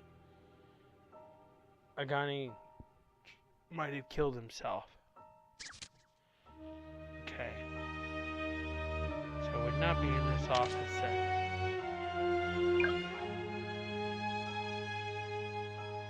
I'm gonna say maybe this. How about this short piece of rope, Prof? Looks a bit sus to me. Yes, the rope. Certainly he could have used the rope to break his own neck, couldn't he? How's that then? Well, imagine the rope used in combination with one other thing at the scene that could be it.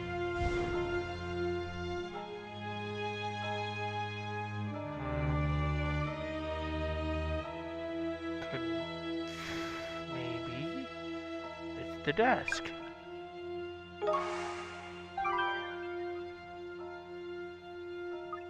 I got it, the desk! He fixed the rope to the ceiling while he was standing on a desk and then jumped off. It looks like he were a portly fellow. His neck could never have taken it. It would have snapped like a twig. There's no need to be quite such a graphic description. No need for quite such a graphic description, Lucy. But yes, I agree with your deduction. Aren't you overlooking something though, Prof? If he'd done that, he'd still be dangling from the ceiling. Indeed. So he must have used some implement to break the rope after he jumped. Can you think what that might have been?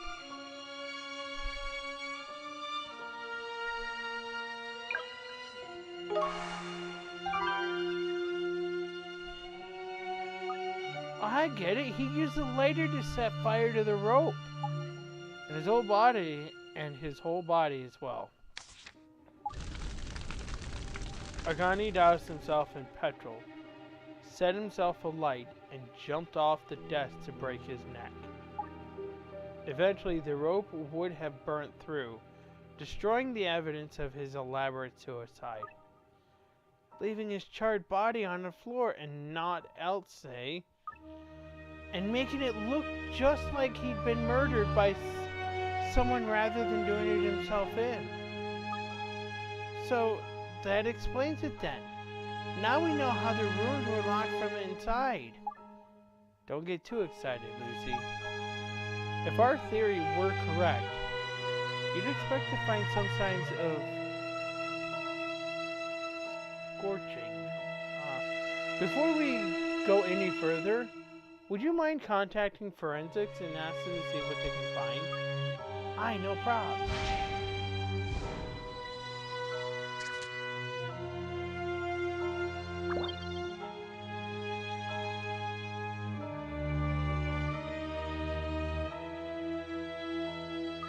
We've got the forensics report, and they couldn't find any signs of scorch on its ceiling. I see. Pity. If Agani didn't do himself in, then he must have been done in by someone else. In which case, it makes no sense whatsoever that he hadn't had the crushed up sleeping pills. Perhaps we're overlooking the most obvious explanation. That is, the culprit attempted to administer the soporific to Agani but failed. You're right. That is simple. The culprit was then left with no choice but to resort to extreme violence to conclude the ill deed. For which he or she used what, Lucy? Do you know? What was the murder weapon?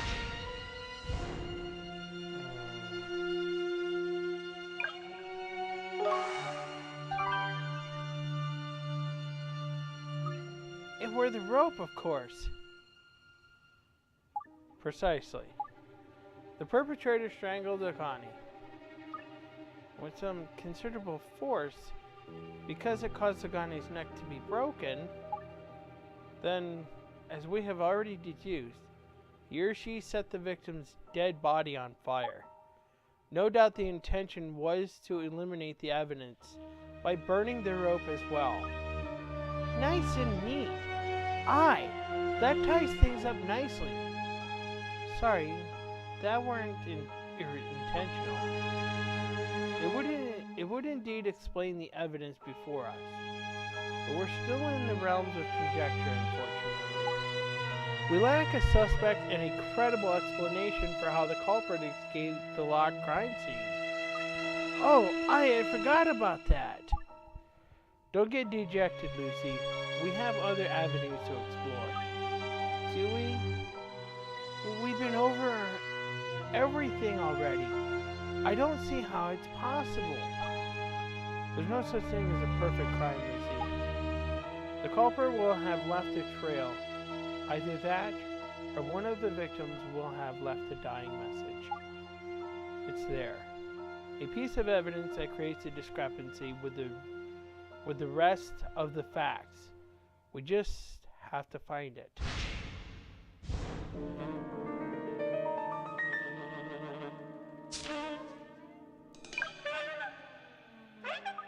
A trail left by the killer or a dying message left by one of the victims. Are you sure? I wish I could find a clue or two to get me started down the right track. Consider this. The culprit was bound by the circumstance of the original 4 jigsaw puzzle killing. So discrepancy between these killings and the originals could tell us something, could it not?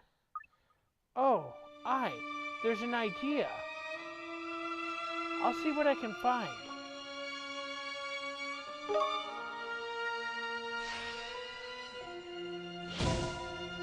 Find the contradictory evidence.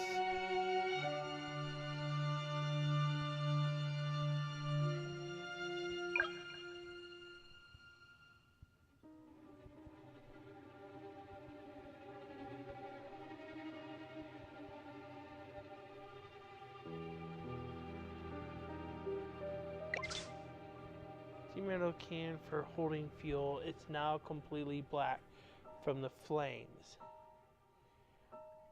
I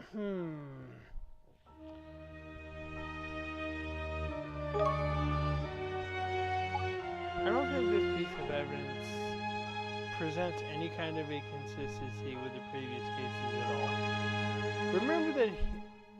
Remember that he, culprit, was bound by circumstances of the original 4 jigsaw puzzle killings. So a discrepancy between these killings and the originals is what we're hoping for. Let me see what I can find.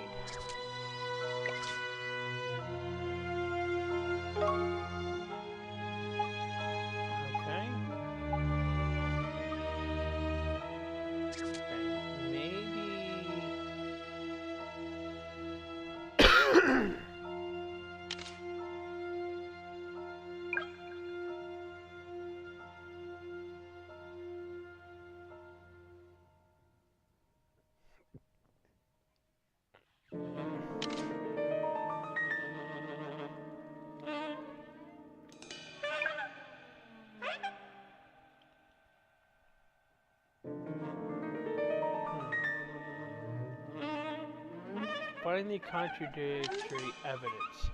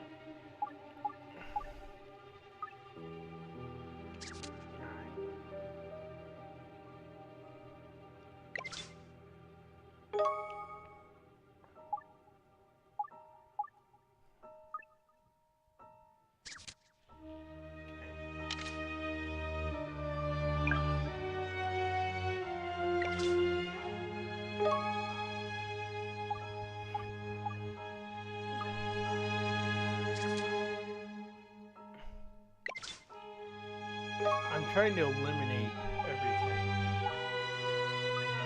Should only be one evidence.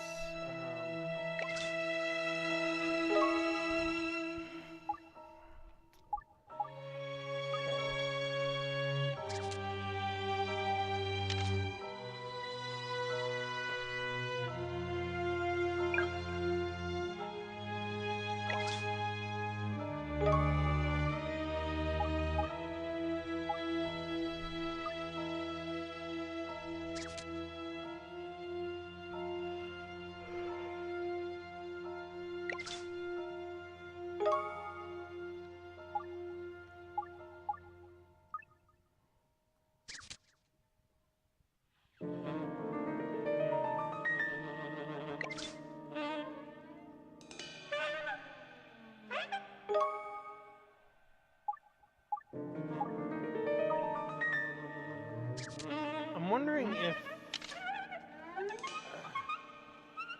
I might be overthinking this, so I'm going to go back. Oh wait, I need to go this way.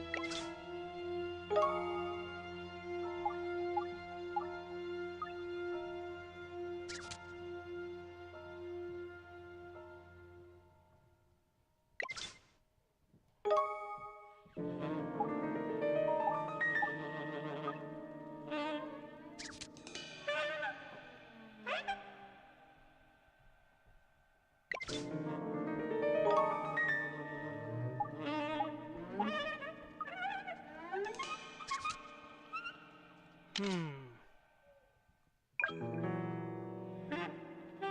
only thing I didn't examine there is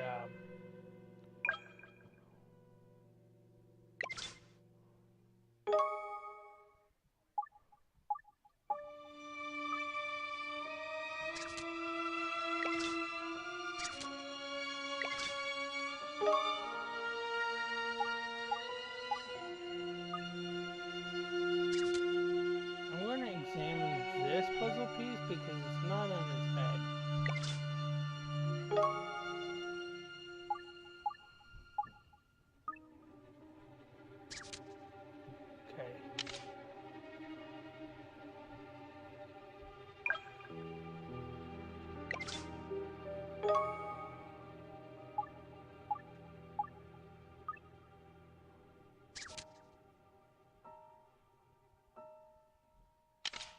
Okay, so let's go back to...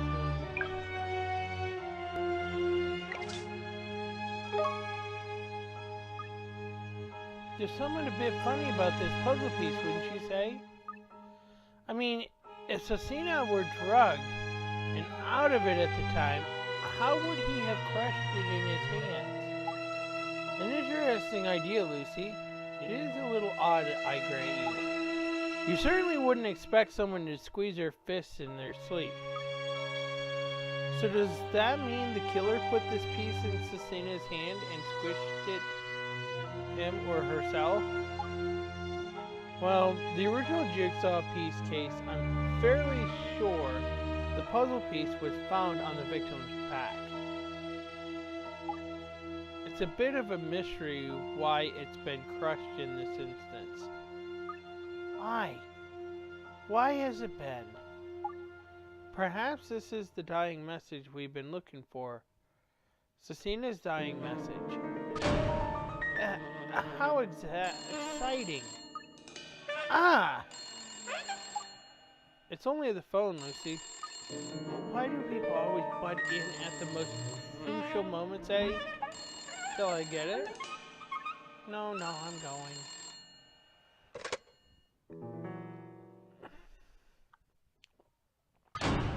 Prof! What is it, Lucy? What's happened? They found him! They found the missing witness!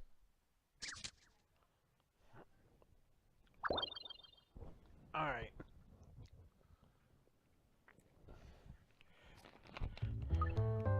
He should be here any minute now.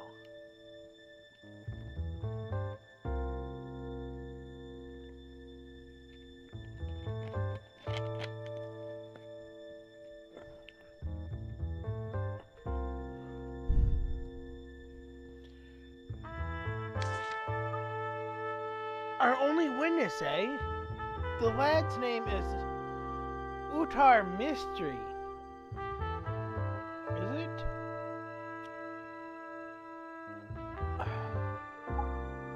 Yes, he's a delivery boy. He was at the scene with an order moments before the 4 victims were killed. Oh, well, he's 14. Ooh, shit. And then he disappeared. More than a bit sus, if you ask me. You think so?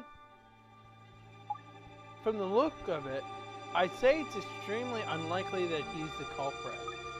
Hey, Prof, you can't go by judging folks on their appearance. You should know better than that. That's not what I meant. I've been over all the paperwork on this boy, and I can't find anything. No reason why he would have killed these mobsters in a copycat of the Jigsaw Puzzle murders. It's 1 step forward and 2 steps back with this case, isn't it? I think we can safely agree. Utar Mystery is not the killer.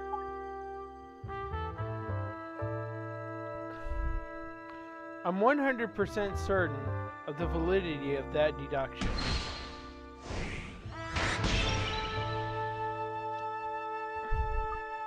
Bully for you. He may, however, have some useful information for us. Let's see what we can find out.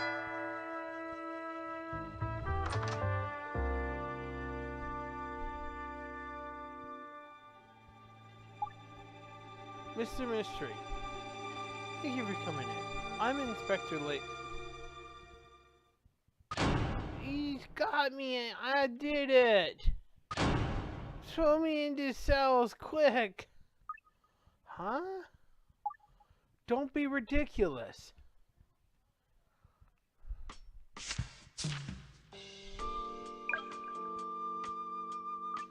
Have you calmed down a bit now, Mr. Mystery? Boss now. To miss. Please can call me Utar if you want. So, Mr. Mystery, do you stand by what you said before? You didn't really kill those 4 fellows, did you? Yeah, I did. I killed them. I know it was bang on, so's in that. Sounds like an outright confession, Prof. If I'm understanding correctly, job done. Perhaps you could talk us through the course of events exactly as they happened, Mr. Mystery. Alright, if you want me to. Did Gaffer Gore an order on the phone? When he asked where it was going, it was the Afghanistan. Have they got a name for themselves around these parts then? The Gunners? Yes, haven't heard of them? Get in the penalty area of that lot, and he's never coming back. Everyone around here knows that. If that were true, there'd be a load of missing people around this neck of the woods, wouldn't there? I told the gaffer I wasn't gonna do it, but he said, if you want to keep your job, he's gonna. So what did you do? I took the delivery and I killed them all. Now what you're saying makes any sense, lad. So, it was you who put the sporific, that is, the sleeping pills, into the wine before you delivered it? That's right. It was kill or be killed, you know, like, you's gotta protect yourself around here. That's why I cursed him up them sleeping pills and put them in the wine before I took it there. I gave it half an hour and then went back. They were all cleared by then, snoring like babies. I killed all four of them in their sleep. I see. Bulutar, thanks to your statement, I can now categorically say that you are not the culprit. Hey? Nevertheless, there are a number of points I'd like to clear up with regard to what you've told us. Aye, you can say that again. However, there's one very stark discrepancy that I'd like to address first. Do you know what discrepancy I'm referring to, Lucy?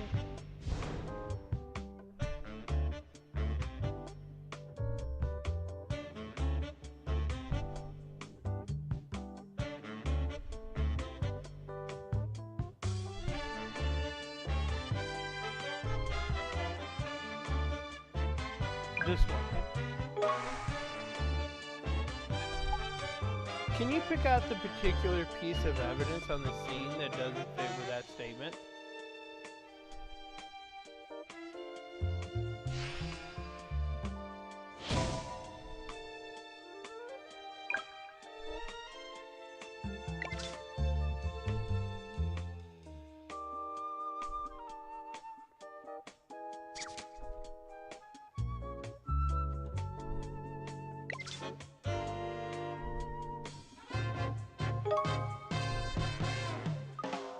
You said you put the sleeping pills in the wine before you delivered it, Tar. But we found the lid of the wine bottle at the scene. And forensics didn't find any traces of the drug from the wine on the inside of the lid. So? But that's going right over me head. What are you trying to say, eh? Let me boil it down for you. The wine got inside of the screw top as you were carrying the bottle with the other food to the warehouse. After you delivered it, the mobsters opened the bottle and the lid fell on the floor. Now, if the wine on the lid didn't have any of the drug in it, then we know the crushed up sleeping pills must have been added after the bottle were opened. That's true. Wow, you scored a great mind. Oh, I don't know if I'd go that far. This is a mystery. You do realize what this means. There's no question that the sporific was added to the wine at the scene of the crime itself. Now, do you remember what I said to you before when I asked if you'd committed this crime? So it was you who put the sporific, that is, the sleeping pills, into the wine before you delivered it. Oops. Quite. You made a statement there that is clearly at odds with the evidence. In conclusion, you're not the culprit. But, so you's not gonna put me in prison then? Of course not. No, we're not in the habit of incarcerating innocent people, Mr. Mystery. Oh, yous can never rely on the busies. I've had it now. I'm done for. If I'm not inside, it'll get me for sure. I'm dead. Sosina's gonna kill me. Sosina? Yeah. But don't tell me you've never heard of Barbarossa Sosina. Aye, we know who Sosina is. Then you know he's a deadly killer. Takes on whole gangs and beats the living daylights out of them.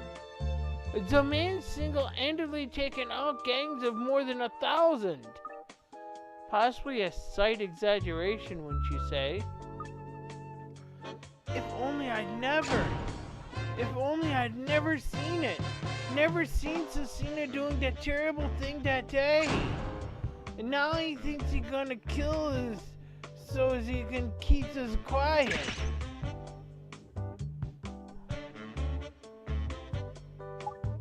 So if I'm understanding correctly, you were hoping to be arrested in order to escape Sosina? Yeah, that's it. I don't care how bad it is inside. I just gotta get away from him. Somehow. Alright, calm down, Utar. You really don't need to worry. Sosina is dead. Eh? Yes, Barbarossa Sosina was among the victims you were claiming to have killed. As if... It's true. We can show you his death certificate if you want. But... He can't be, not Barbarossa Sosina. Deathman's my hero. Tell me it isn't true. Tell me this is all a bad dream, Law. I give up, Prof. This lad's off the rocker. It's quite normal for young boys to idolize these studs, Lucy. But more importantly, he said something rather interesting. You mean that terrible thing he said he saw Sosina doing? Isn't there something you want to ask me? Oh, you've settled down a bit, now haven't you? I'm still in shock that Sosina's dead, but if you say I have to, miss, I tell you what I know. You have to. No, I'm going to tell you. It must have been about 3 hours after I made you the delivery. I headed back there to pick up the rubbish. It's all part of the service where I work. You mean you went back to the warehouse where the gangsters were? Yeah, and that's when I saw it. I saw Sosina copping off with that bitty bird. Copping off? You mean he was kissing someone? That's right. A short girl. She was like, and they were really going for it. I couldn't believe it. I've gotta get myself a girl like that. He were kissing someone? In the warehouse there? Yeah, but that's not all I saw. I was standing there gawping at the two of them kissing, but then all of a sudden Sosina opened his eyes really wide, like staring straight at me. I could tell he was gonna kill me. So I dropped everything and did one as fast as I could. So you fled because Sosina saw you watching him. Are you sure about this, Utar? Were he really kissing someone? It must have been just before he died. I'm telling the truth, I swear. You're going to believe me. I see. Don't worry, I do believe you. Give over, Prof. You don't believe that, surely. Do you remember the puzzle piece squashed in Cecina's hand, Lucy? We were discussing it before Uta showed up. Didn't you say we're probably Cecina's dying message or something? That's right. So what could we now deduce from that evidence, do you think?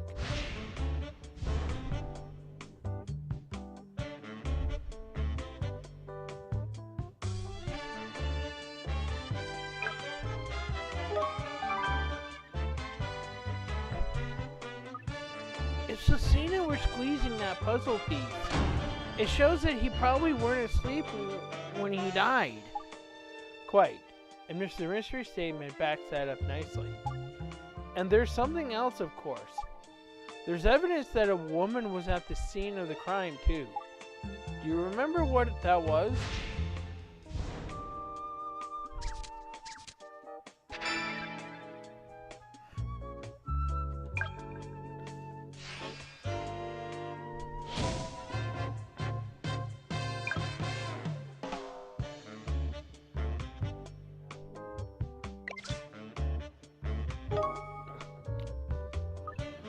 Those beads we found, of course. Precisely. That's it. The bird was snogging and a beaded necklace on. I remember that now. And one of those beads ended up in the box you delivered the takeaway in, which pins down the time this woman was at the scene to the time of the murders. So, he's telling the truth then? Quite probably yes. I already told you, Dad, I wasn't lying, And if we accept that Cecina had a female visitor at the warehouse that day, everything starts to fall into place.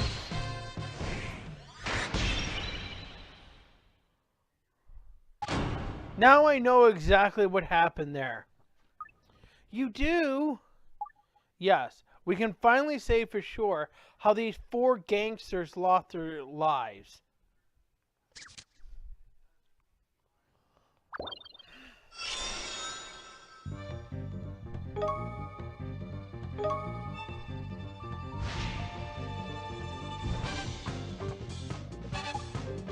Let's take all of the information we've gathered so far bit by bit and consider what it tells us. Just before the murders took place, Mr. Mystery delivered an unopened bottle of wine to the warehouse. After that, somebody put a soporific in the wine. But who? There are only 2 real possibilities, aren't there? Do you know who they are?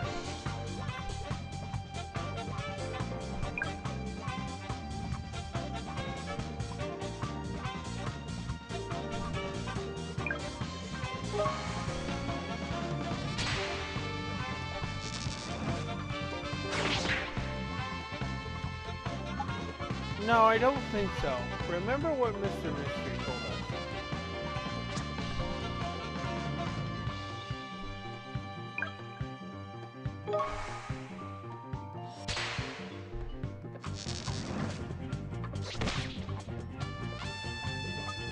It must have been either Cecina or the lassie were kissing in the corridor there. Yes, one of those 2 must have been responsible for drugging the wine. Yeah, them 2 are bad news. Me ma'am would do her nuts if she caught me snogging like that. So it was Cecina and that lass who killed the other 3 then. Well, more accurately, it was Cecina who killed them. After which he called the woman to come. In fact, there's evidence at the scene to confirm that theory. Do you know what I'm referring to?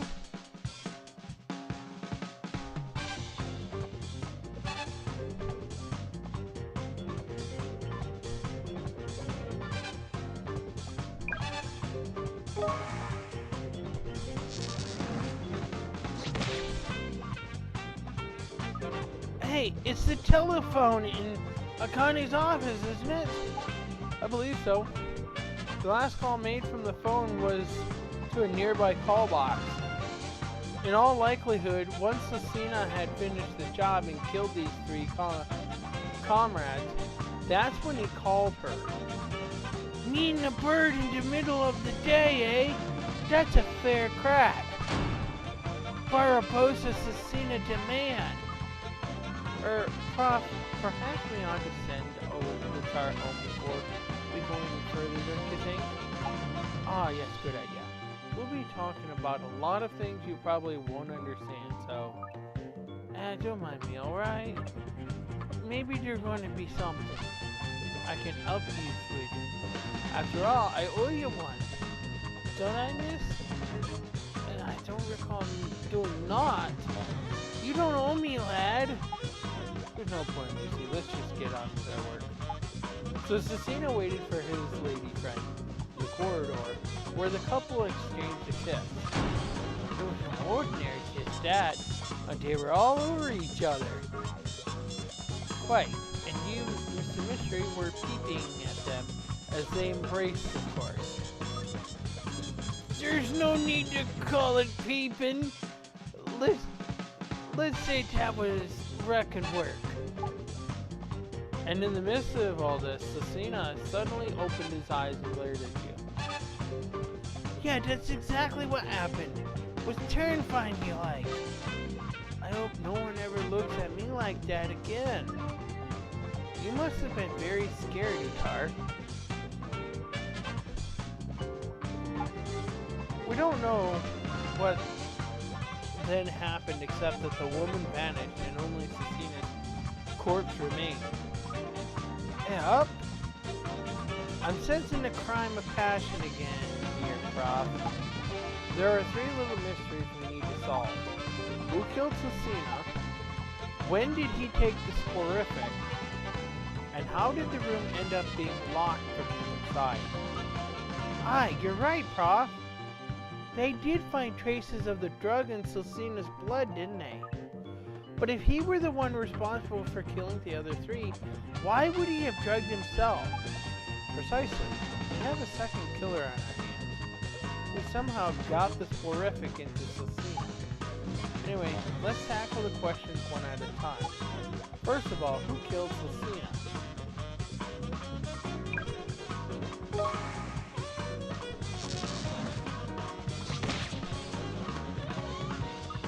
It must have been the little lass that killed him.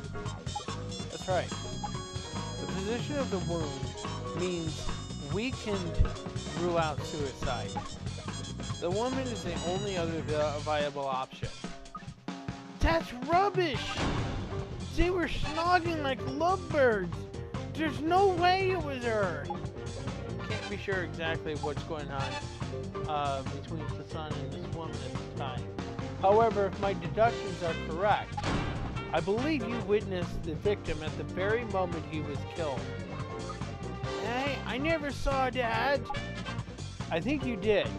Lucy, you see what I'm driving at, don't you? When was Cecina stabbed?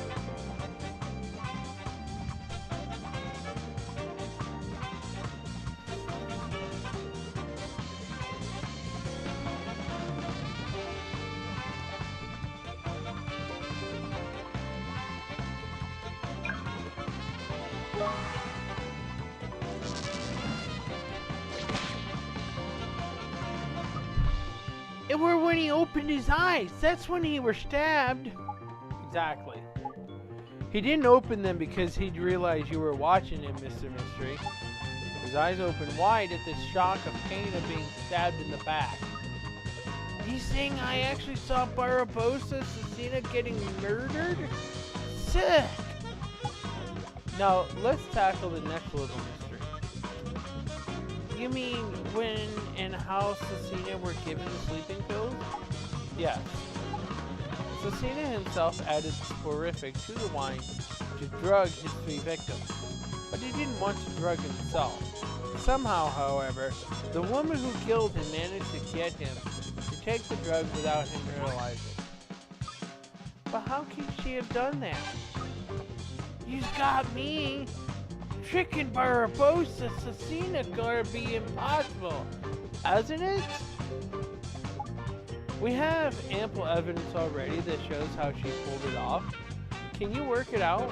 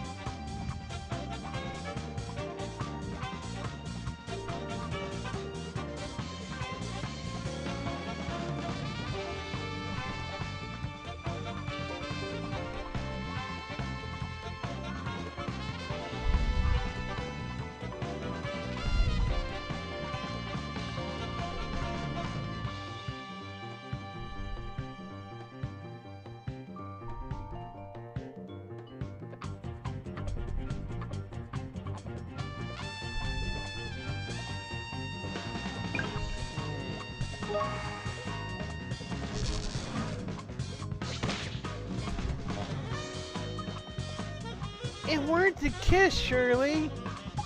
I think it was. I believe the killer delivered the soporific in person at the scene of the crime with a passionate kiss. Alright, that snog was boss. Don't tell me she was faking it, eh? I want to snog someone like that. Not quite like that, I hope. Not all that remains is the final little mystery. Now all that remains is the final little mystery. Jesus. When Cecina's body was found, it was behind a metal door that had been locked from the inside. So the question is, who locked that door and how?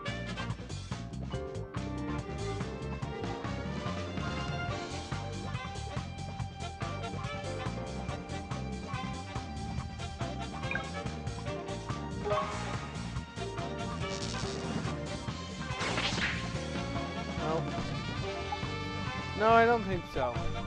However cunning this woman may have been, she couldn't possibly have done it. It must have been someone else that locked the door. Think it through carefully, Lucy.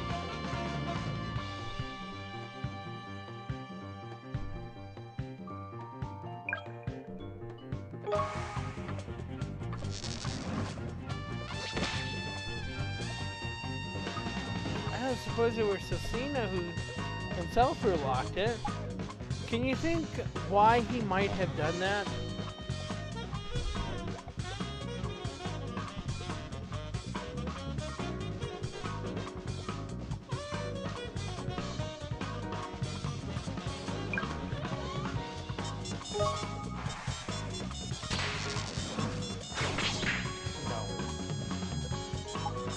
No, I don't think so. Try again.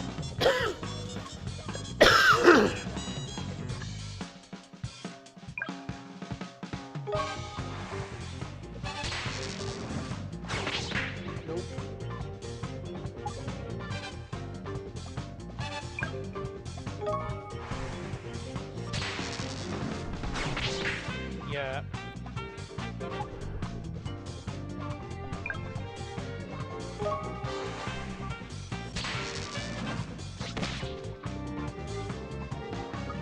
Well, Cecina had just been literally stabbed in the back by a lass he thought he were on his side. So my guess is he shut himself in his room to get away from his surprise attacker. I agree. He fled inside to escape any further attacks from his assailant. I imagine there was probably a struggle at this point, which is when the woman's bead necklace broke. A couple of the beads fell through the open doorway before Cecina slammed it shut and locked it. Which meant even if she'd noticed there were some missing, there was not. Which meant even if she noticed there was some missing, there was not she could do about it. Right. That doesn't make any sense though. I mean, if he bore away, how come he still died? And if he's gonna fail, he's gonna do one of the building, right? That would make sense, eh? It would, but someone else was present, which made retreating back inside the safer option for Cecina. Do you know who I'm referring to, Lucy?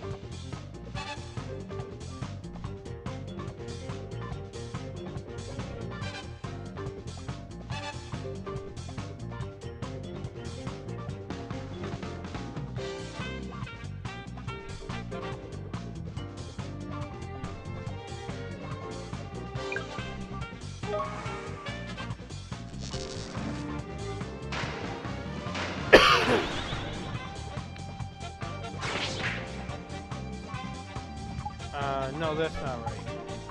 Unfortunately for him, Cecina noticed somebody else present who deemed to be a threat. As a result, he chose the relative safety of the office and locked himself in. Who did he see?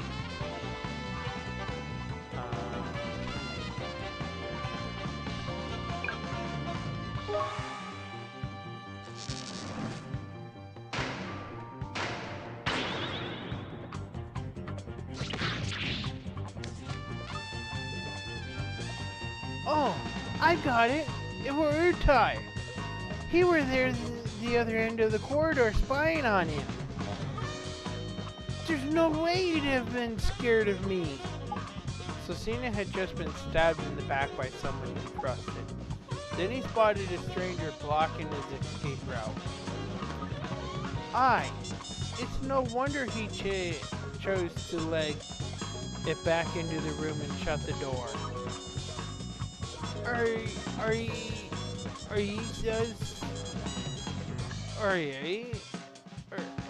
Does that mean if I hadn't been to her, Cecina be here?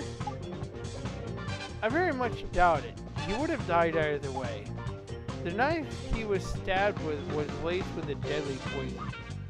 Hang on though. Where did the puzzle piece come from then, eh? He were holding it in his hand, remember?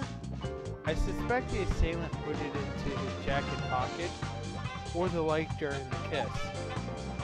As he fought to maintain consciousness, he must have come across it and realized that puzzle piece would have made something painfully clear to him. It was proof that the woman had intended to kill him all along. And in a final fit of rage, he crushed it in his fist with all his remaining might, eh? Yes. So that's my theory, you see. Wow! We're a hero, eh? Barbosa Cecina, the world's not gonna be the same without ya. But for as long as I live, I'm gonna tell everyone the story, so everyone knows what a hero he was, eh? Okay. So Lucy, we've got work to do. We need to get a report written up and arrange a search for the missing woman. Right you are, Prof. I'll get straight to it on it.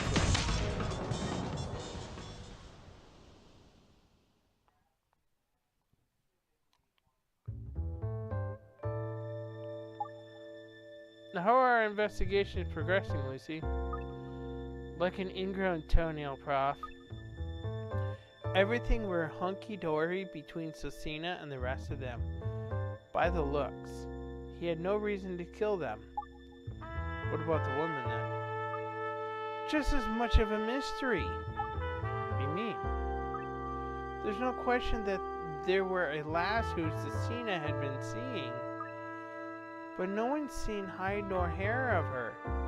Not a sausage. I see. Wait, it gets worse.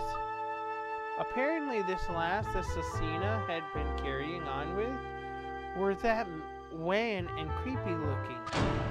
The rest of the gang thought she were a ghost. Really? Well, that's very interesting. Interesting my foot. Scary is the word you're looking for. Case closed it may be, but I certainly won't be resting easy over this one. I can tell you, Prof. We've done what we can, Lucy. Don't say that! What's especially interesting is how the culprit mimicked a series of cases that happened 4 years ago. There has to be some significance to that. No doubt we'll find out what it is soon enough.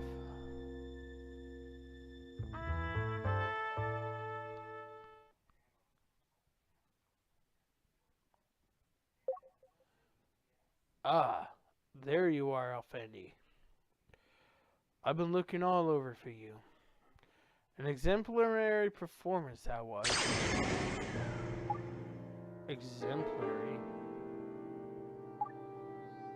You lot really are simple, aren't you? You're not Alfendi. It's not over. What are you talking about? The jigsaw puzzle killings? 4 years on, and they're still happening. Each of these murders was a copycat of one of the 4 original jigsaw puzzle killings. The pieces that were left behind in each case are identical. Incredible. Just 2 pieces left. Look. killer plans to take 2 more victims? Yes, but who?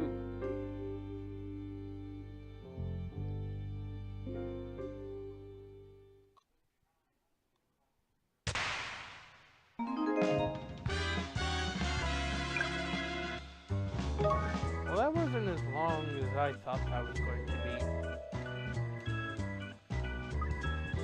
Oh, heck, I'm so late! Yep, sounds like there's someone in the office. But I don't understand what's wrong with me. You know, I still feel the same way about... That's a prof! What are you talking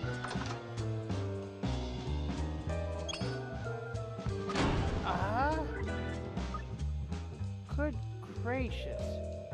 Listening at the keyhole? How very rude.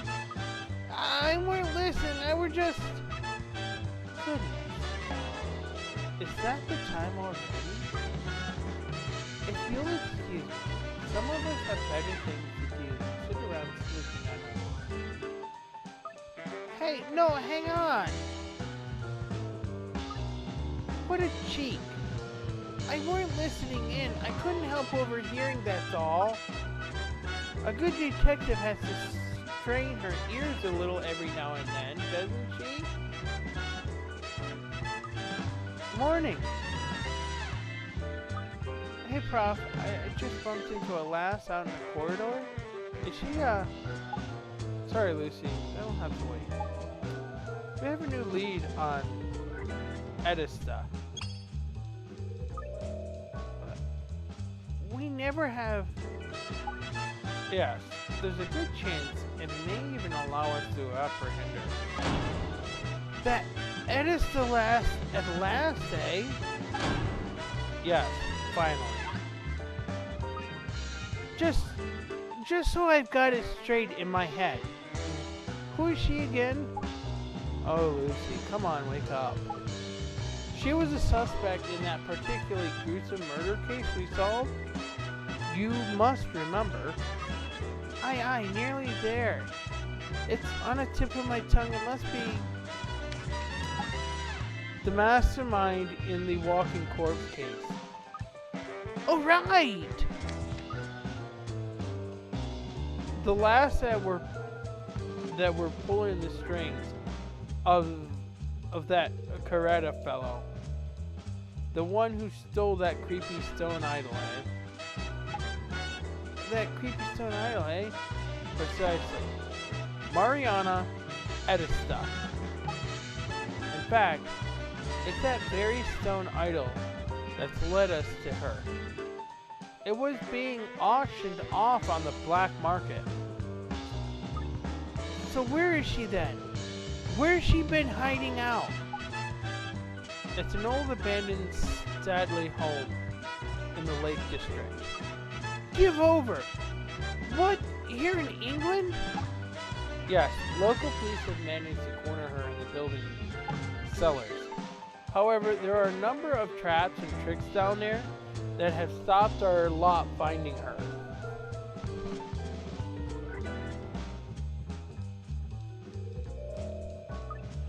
Eh? Traps and tricks? I'm afraid I don't know the details, but it sounds rather like there's a secret room down there somewhere. And how exciting! This is proper famous 5 stuff, this. So, we'd better be making traps. Eh? What? We're going there? To investigate the actual scene, you mean? I'd dearly love to stay put here and work it out with the reconstruction machine, but Hilda asked me as a personal favor. I couldn't refuse. Who's Hilda? Oh, she was just here. Didn't you say you ran into her in the corridor? Oh, her! Aye! We had a run-in, alright. Anyway, look. Time is of the essence. We need to get up there as quickly as we can. And more importantly, get back as quickly as we can. the prof stepping out of the office. I never thought I'd see the day. That Hilda lass must be something special, right?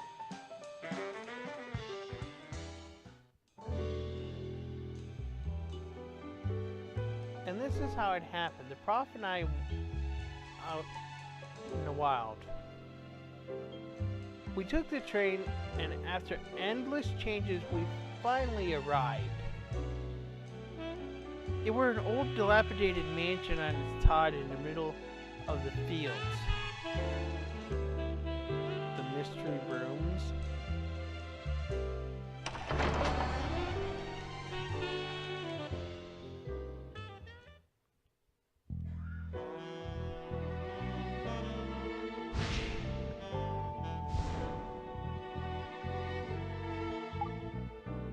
You'd think the Met might have laid on some transport instead of making us take the train. Aye, it's a hard life sometimes, this policing lark, eh? And sending me to this dust-strewn dank hole of all places. Aye, potty prof! Where'd you spring from? Sorry, Lucy. I think I allowed myself to get a little too emotional, perhaps. You scared me! It's very quiet, isn't it? Where are all the other officers? No doubt Hilda's arranged for them all to keep out of the way. She informed me that she'd left the scene exactly as she found it herself. We're to investigate as if we're the first ones here. Oh, aye. She's testing us, is she? And on my first ever real-life crime scene. Well, not's going to spoil this opportunity for me. Not Hilda, nor your Jekyll and Hyde, Amy. Of course, this is the first time you work on the ground instead of with your reconstruction machine. Aye, that is it. That it is. Oh well, in that case, you'd better man the whole thing yourself. Hold your horses, prof! What? I'll tell you what. What about all my instructions? How am I supposed to know what to do? My dear Lucy, it's really quite simple. You merely need to locate the secret room where Addison is hiding.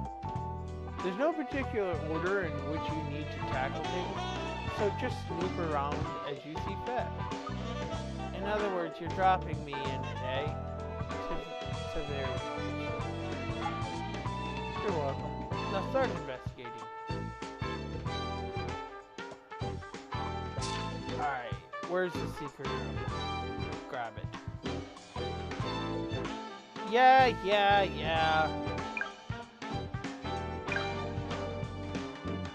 Cat.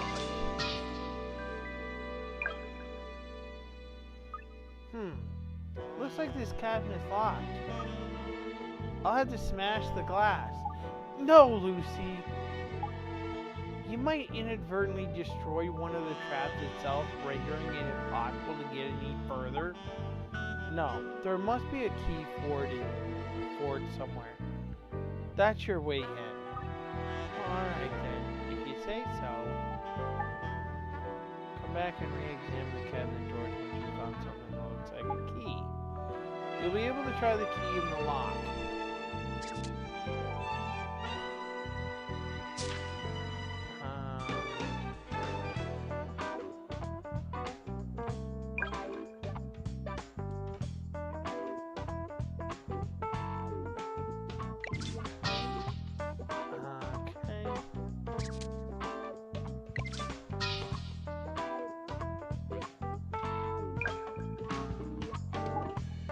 Without a winder, there's no way to hear the music.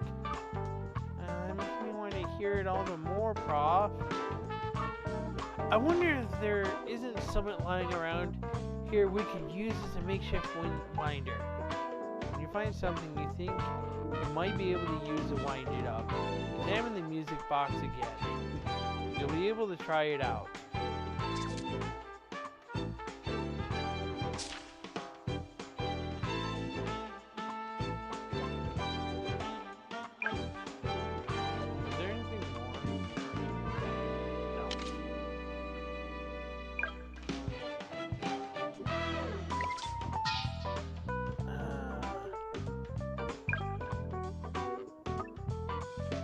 they're chock-a-block, these shelves.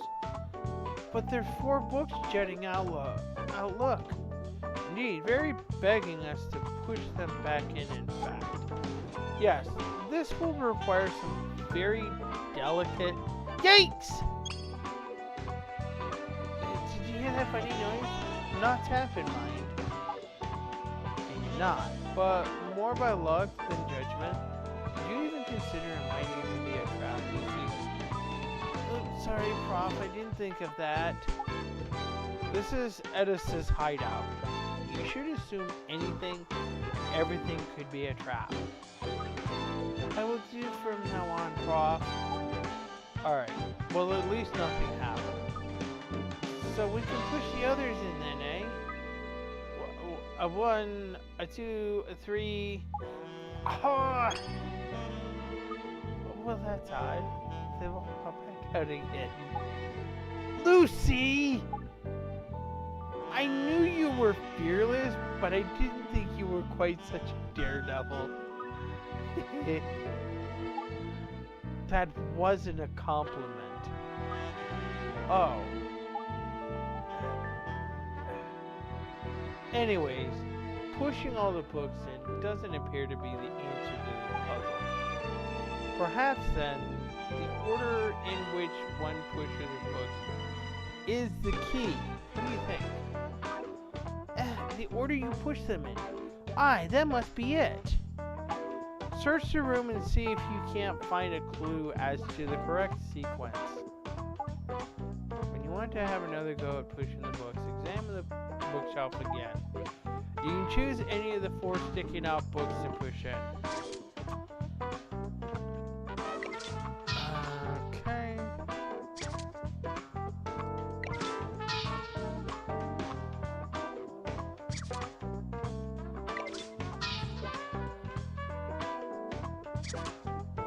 Alright, let's see.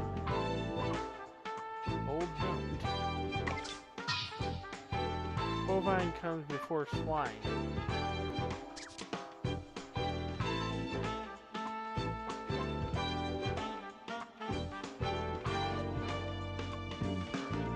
What is a bovine?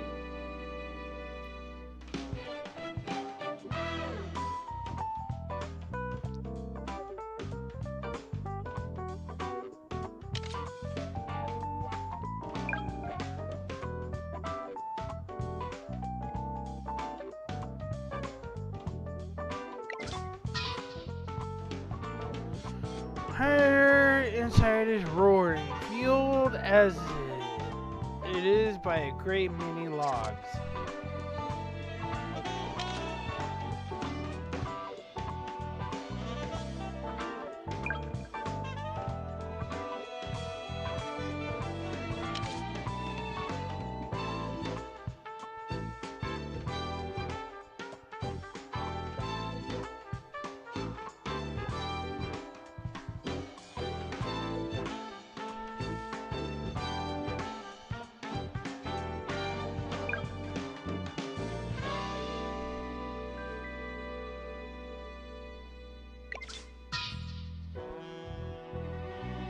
Very unusual design on its face.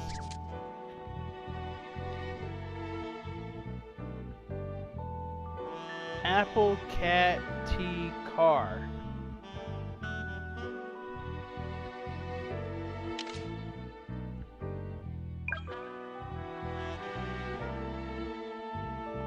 Apple, cat, tea, car. That's all 4. Oh, they've come back out again! That can't be the right order then.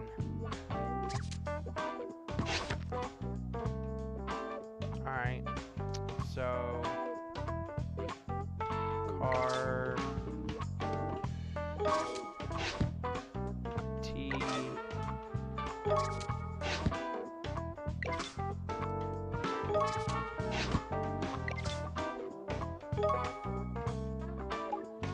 That's all 4.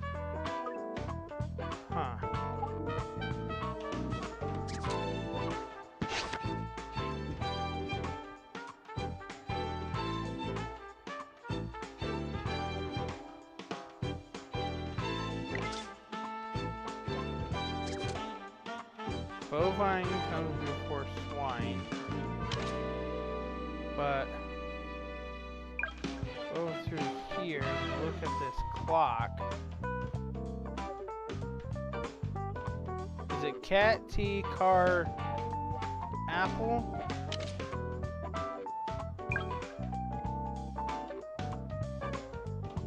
Cat, tea, car, apple. How about that, eh?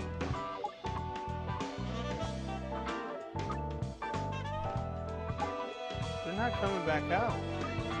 So, have we cracked it?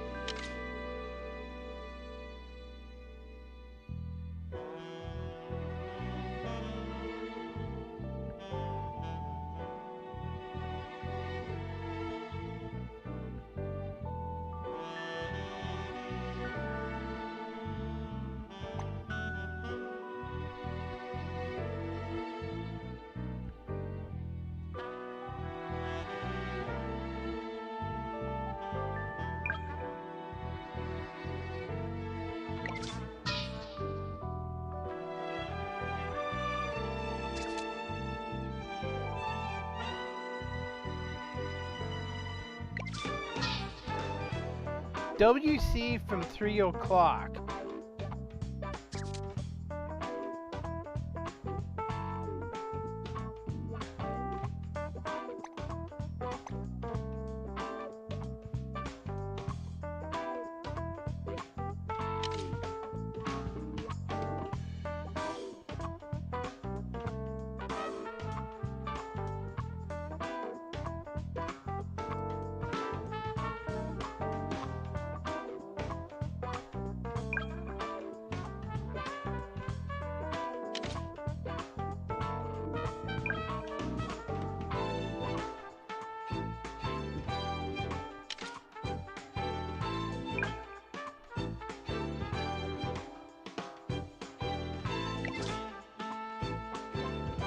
Hornless is the beast that leads all the way.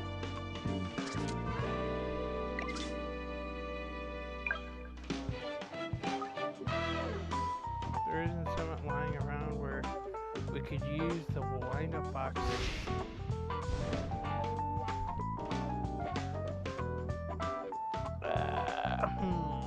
Wall clock. No.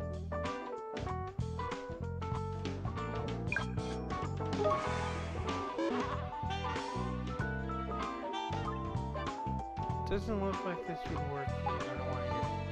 Don't waste time on the music box, Lucy. It really makes no difference whether you hear it play or not. It does! I want to know what tune it plays!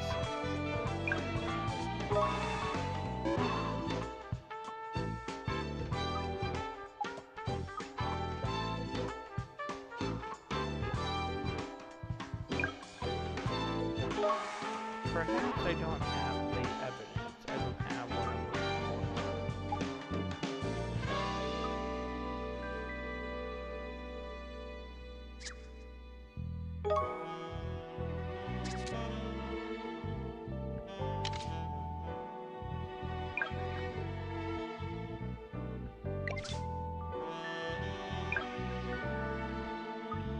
Which is the right key for the cabinet over here?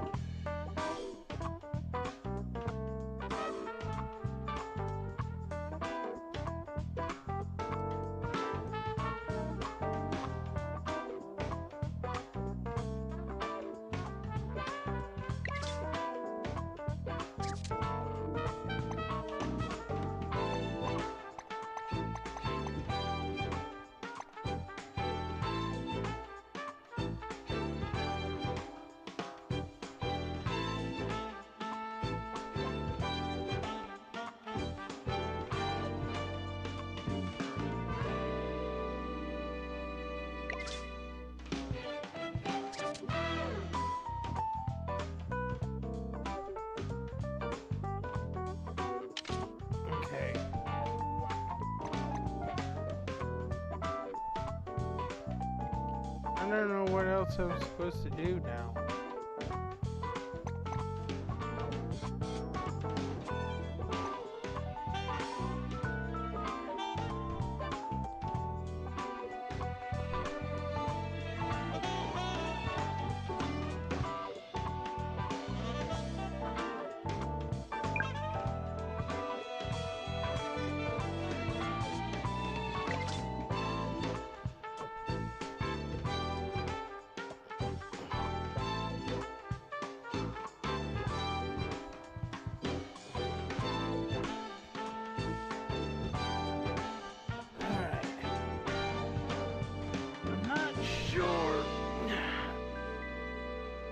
What to do here.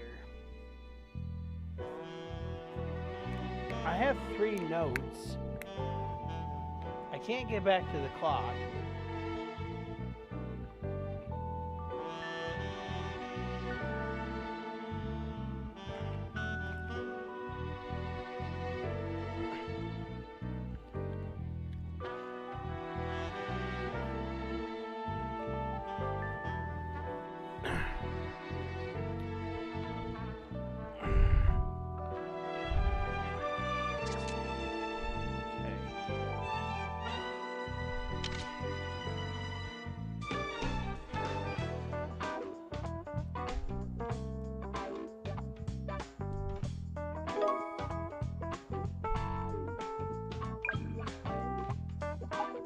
There must be a key that opens this cabinet somewhere.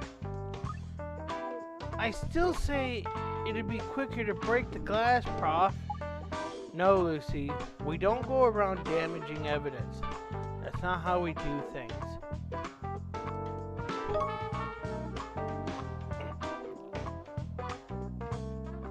Okay.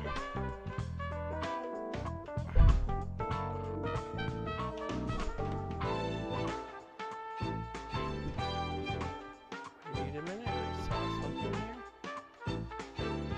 No.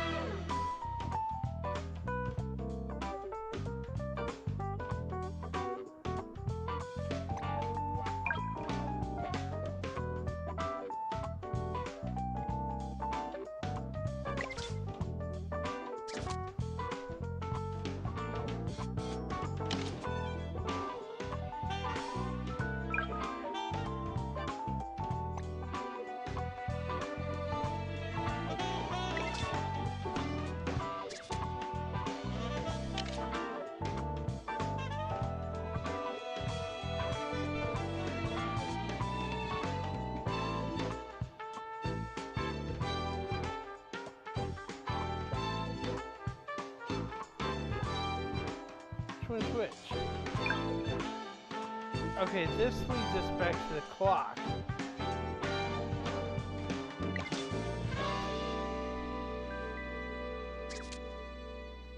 Okay. Okay, and this must be the bathroom then.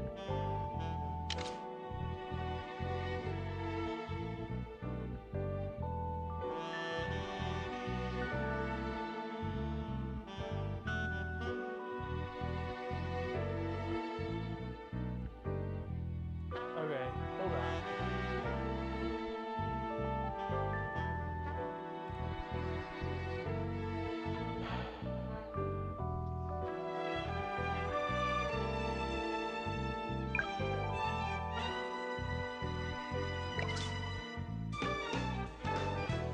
What? Everything that I could.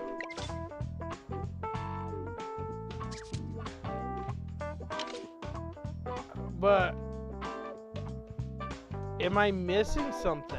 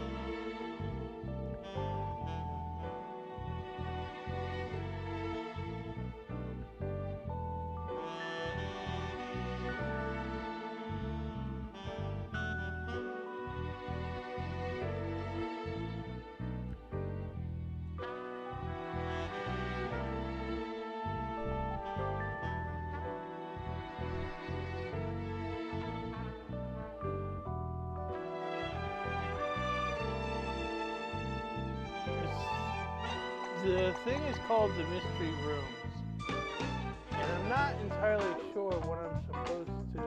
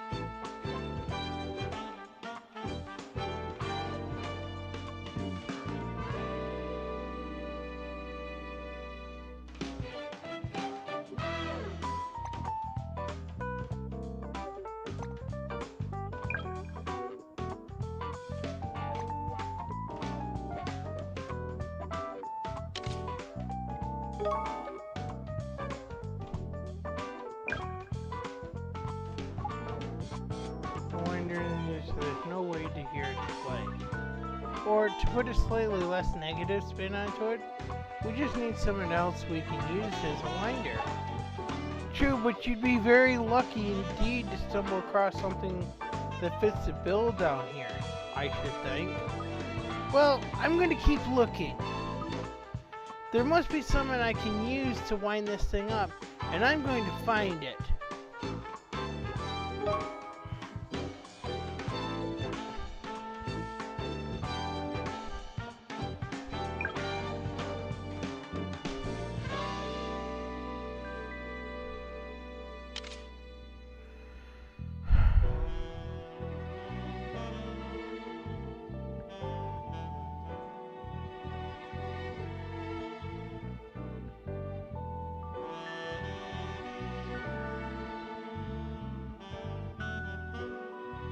I guess you're not helping me, I guess. I guess you're not helping me, I kept mentioning that I'm having trouble.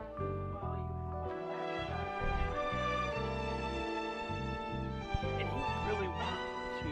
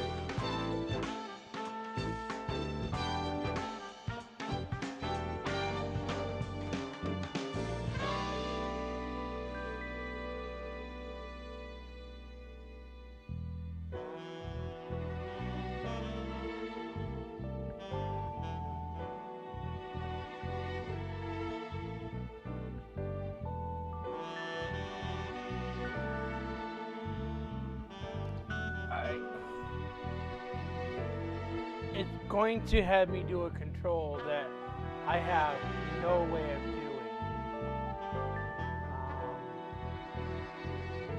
Okay, so I gotta try to figure out.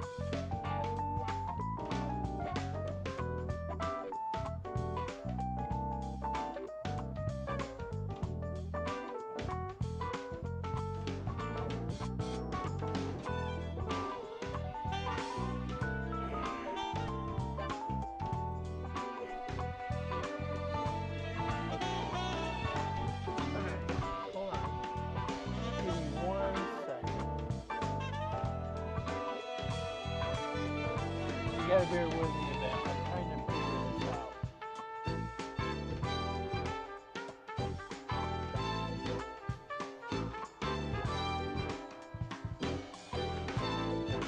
No, I just have to exit out that. That won't work.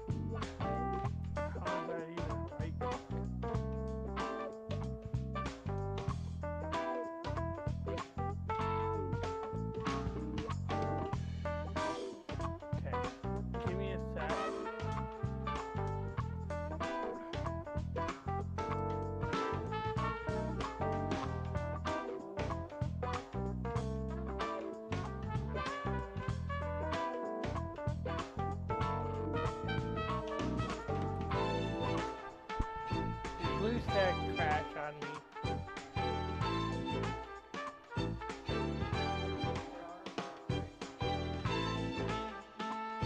Yeah. I can't even click on it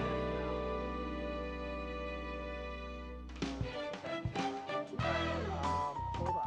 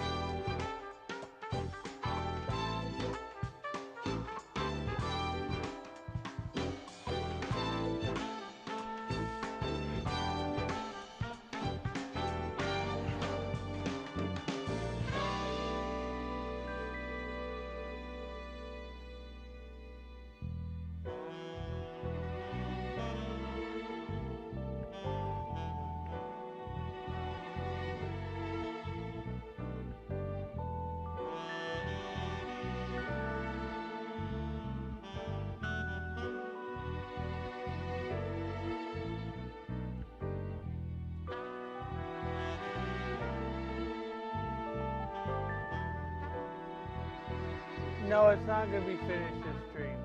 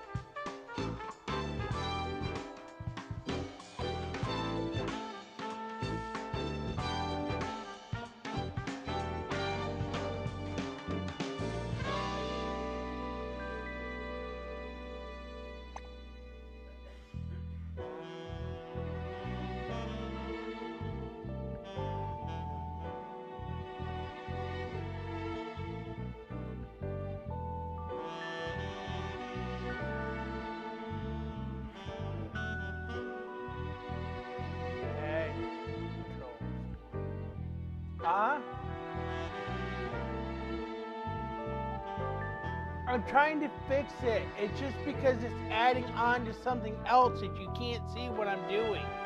Every time I exit out of it, it goes out.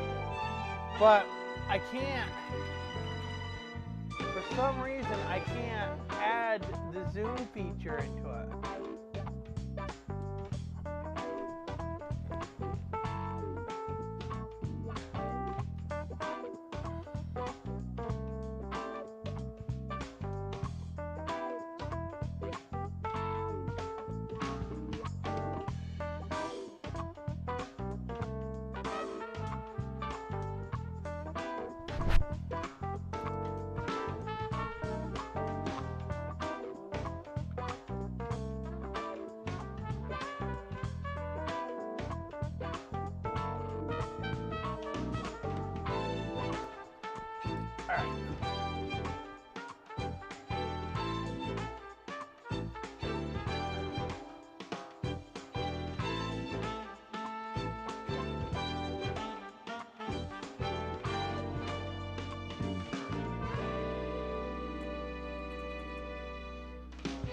Oh, boy.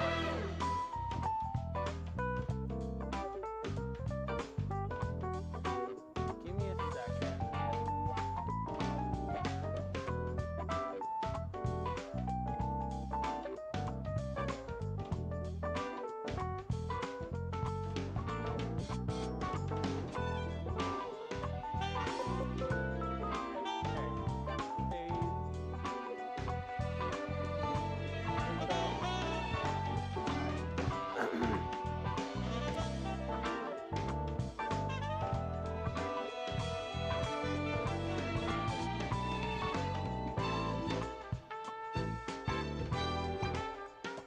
No, I wasn't.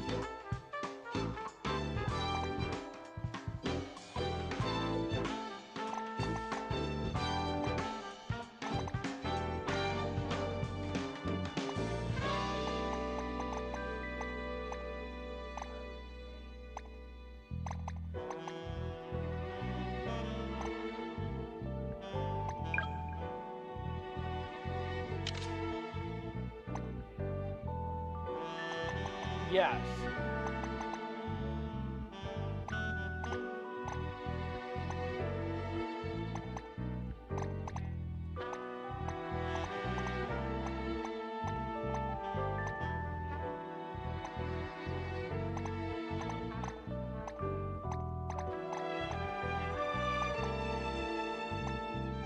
Well, it's a little hard to do, but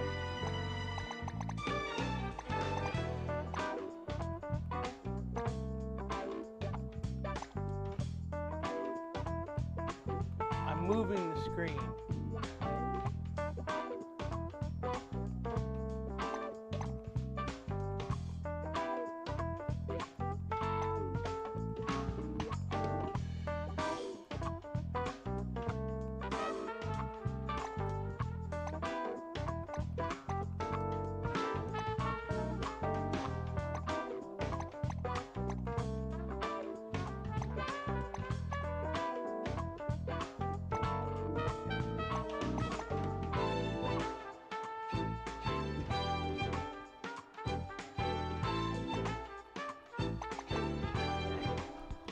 So now I'm getting rid of this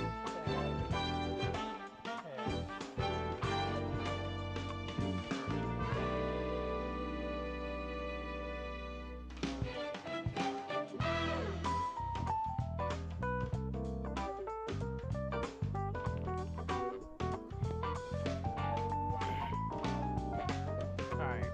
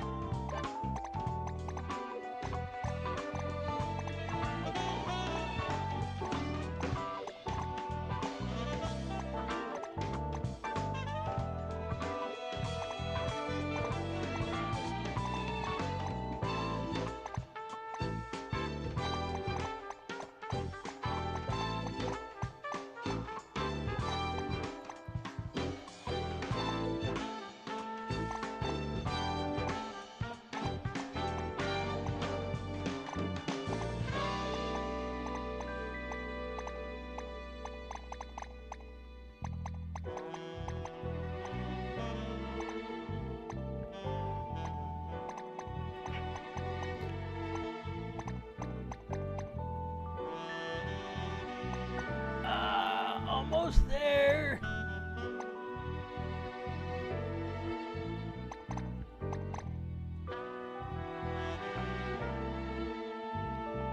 Almost there. A little more.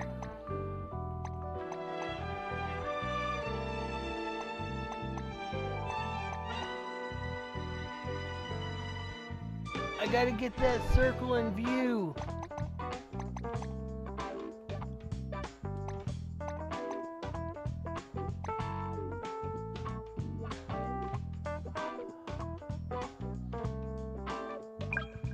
Got it.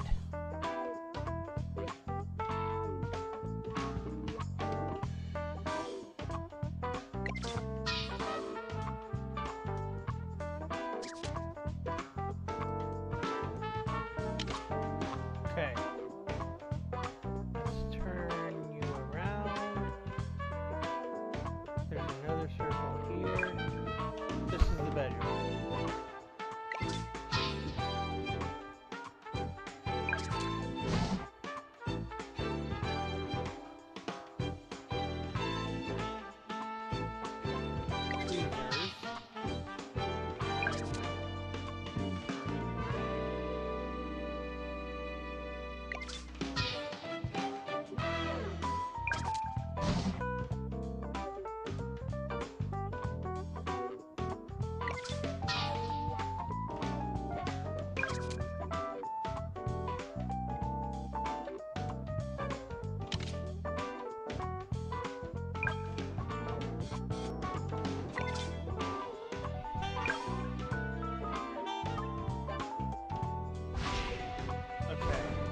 So I should have it.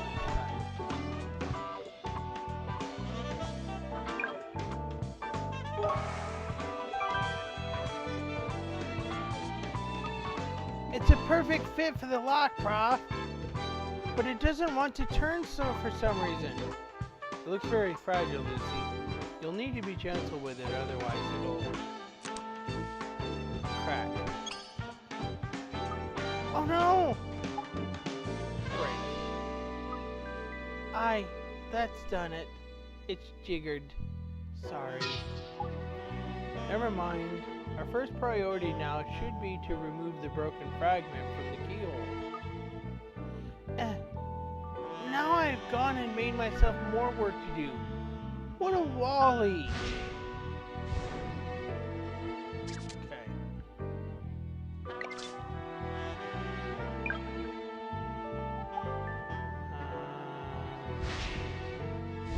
Okay.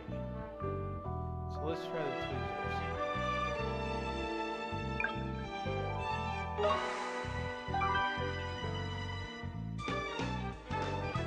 Prof, I managed to get the bit of broken key out with the lock with the tweezers.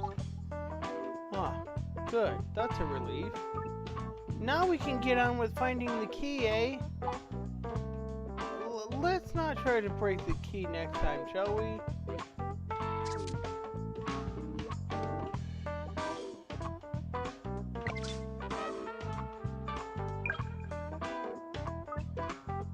Where's the key to this cabinet?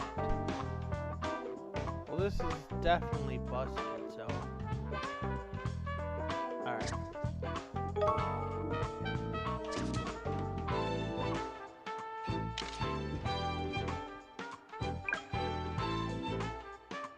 No, that's not where I want to be. This is...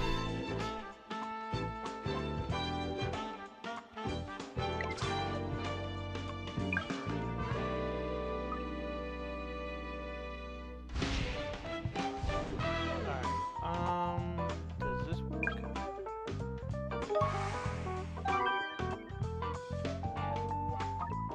Look at this, Prof. The broken key fits in here like a glove. Maybe, but it won't be able to wind up the spring. I don't know about that. Oh, look at that. The lid popped open.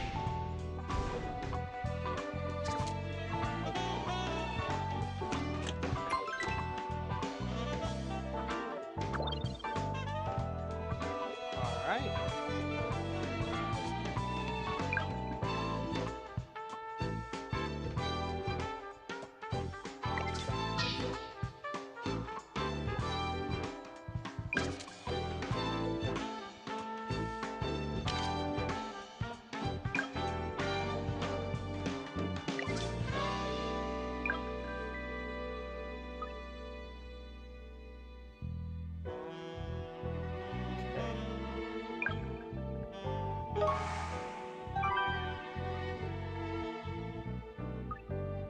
This fits the lock perfectly, Prof.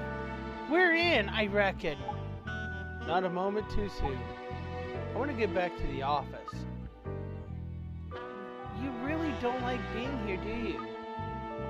Why didn't you just say no if you hate it that much?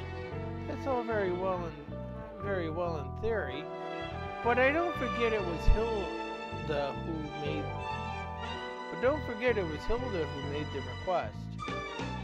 Who is this Hilda last, Prof? Oh yes, of course.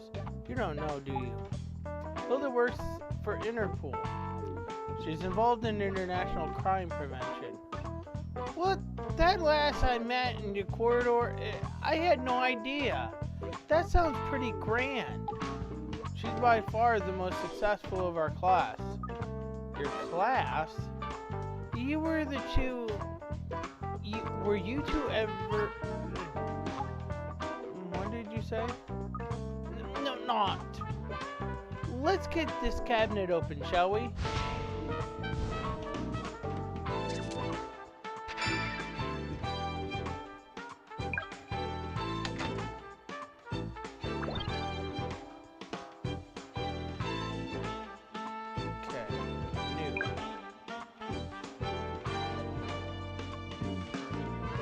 Cow goblet.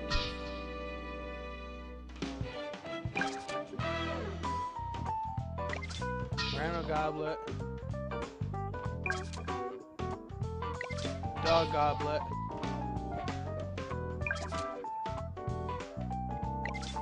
Pig goblet.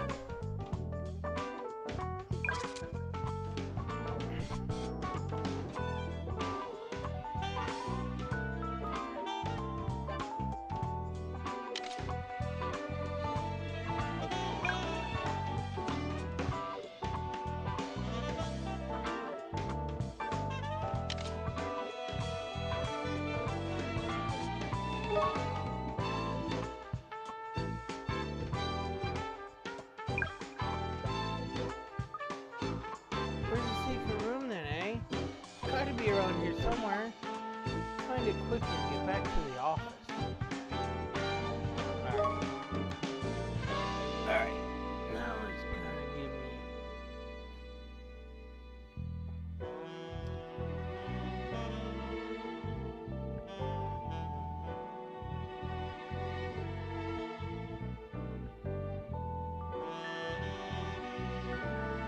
Alright,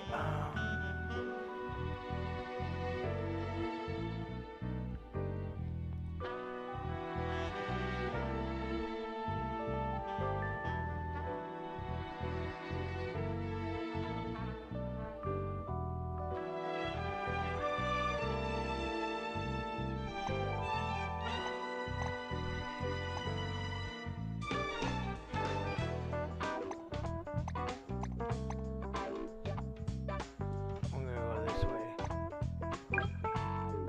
No, I don't want that.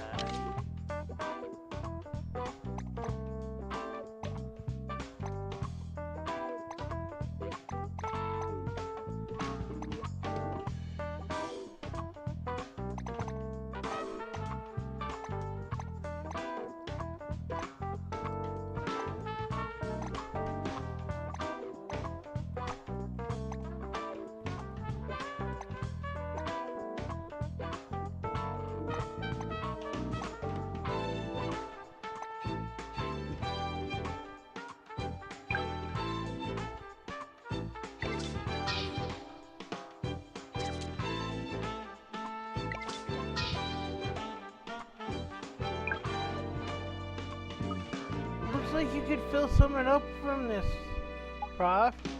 Is there something you want to fill with water?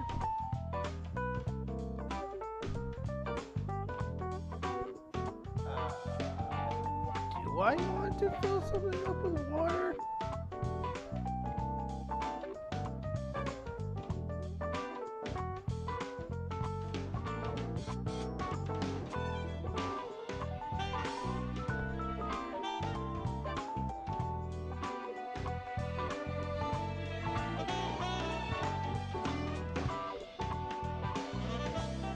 Alright, I guess I can fill up.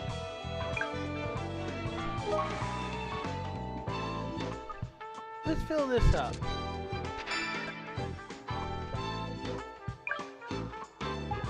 Do you want to fill anything else up with water? Sure, why not?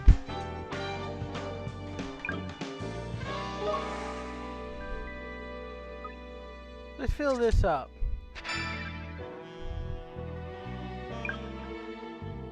Okay.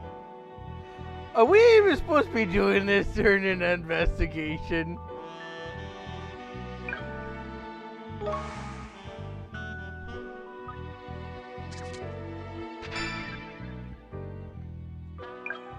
It's filled to the brim with water. What are we even going to do with these?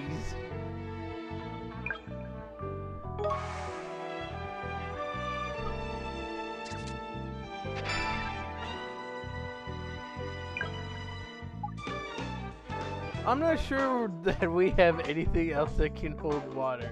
I wonder what we can use all the water we've got now for.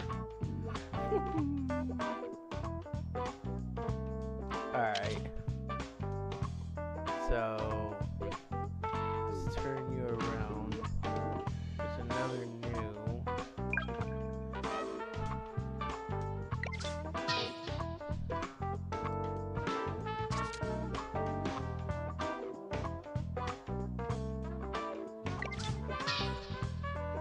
Orange is the last beast to go.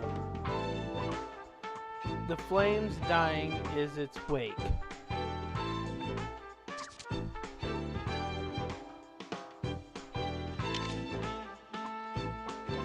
Alright.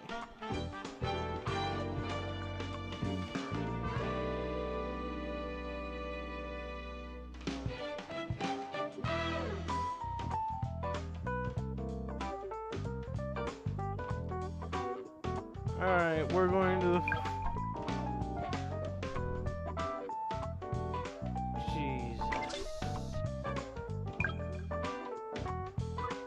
Hey, we might be able to put out the fire with all the water in the goblets. Interesting idea. Why don't you try and see what happens?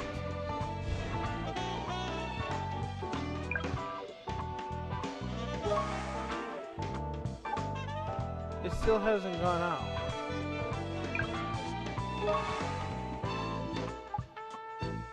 Still hasn't gone out.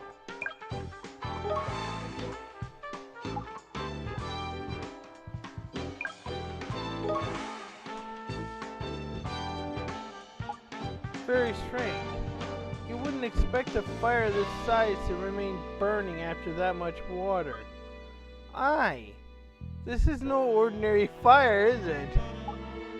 Perhaps it's a peculiar sequence in which you need to throw the water into the fire. Are you serious?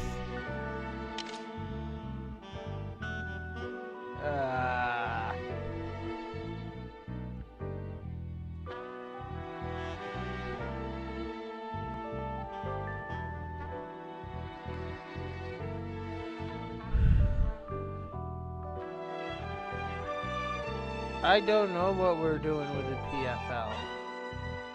Alright, we're gonna go back to the bathtub and we're gonna fill up our tap again.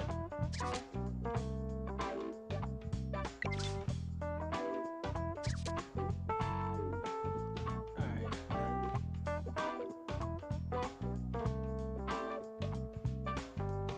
Remembering that swine follows after canine, bovine comes before swine, and hornless is the beast that leads the way, and horn is the last beast to go. The flames dying in its wake. Select the goblets to pour onto the fire in this order: dog goblet, cow goblet, pig goblet, rhino goblet. The secret entrance will open.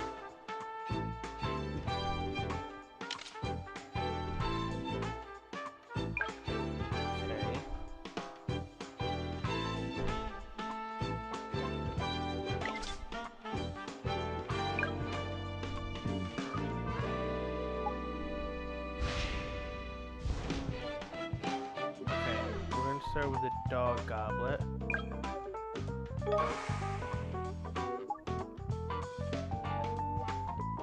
Cow goblet.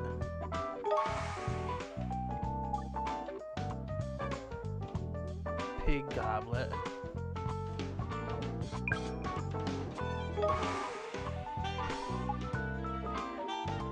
And rhino goblet.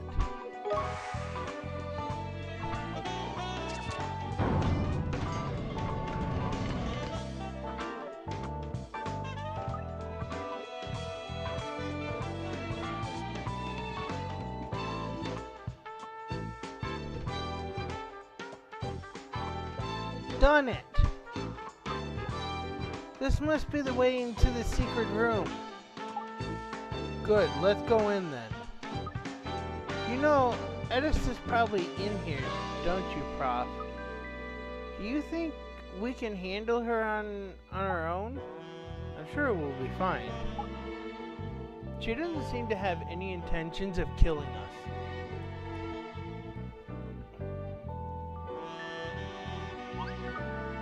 Oh? How do you know that? If she'd want us dead, she would have set far more dangerous traps for us. I suppose that's true. We were never in any danger. Although, well, I can't imagine Hilda being stumped by what we've just come through. What does that tell us?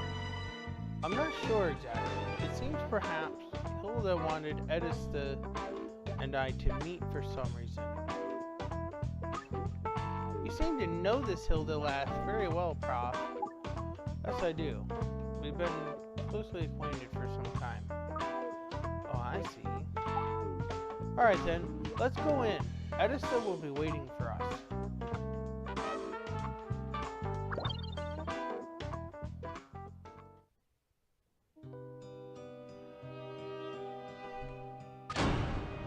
We've got you now, Edista!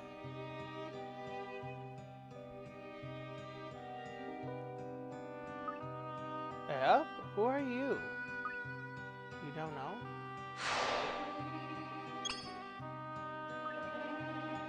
Edista!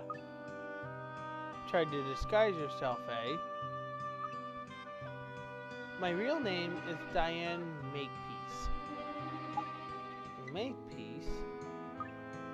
That's right. The daughter of Keelan Makepeace, the man you murdered. Who? The Prof?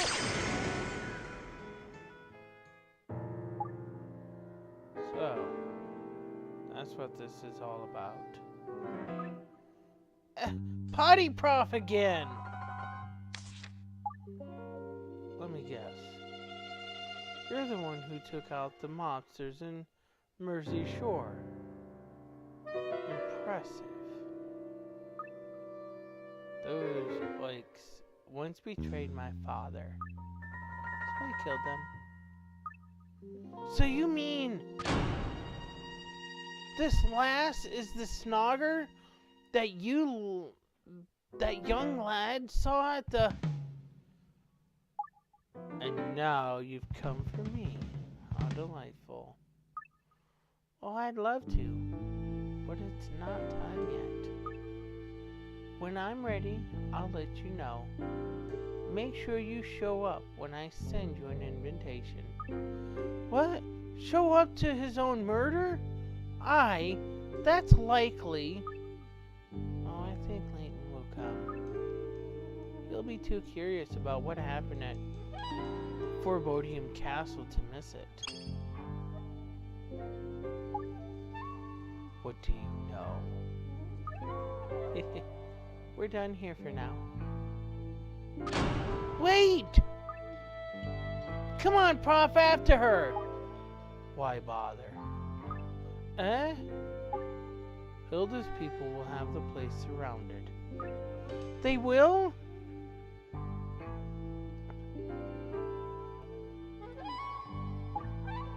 If they can't catch her, there's no point in us giving chase.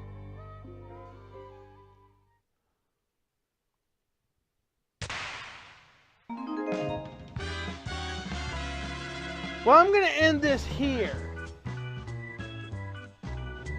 Because these two cases are kind of the toughest cases in here, and it's just the last two.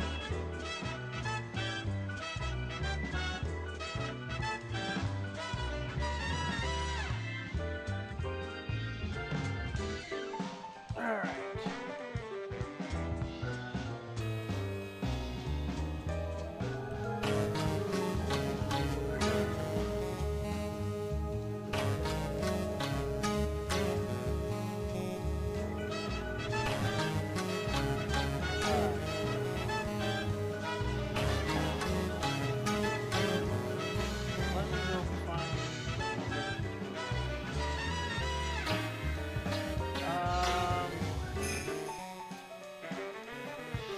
Let's raid Greenex.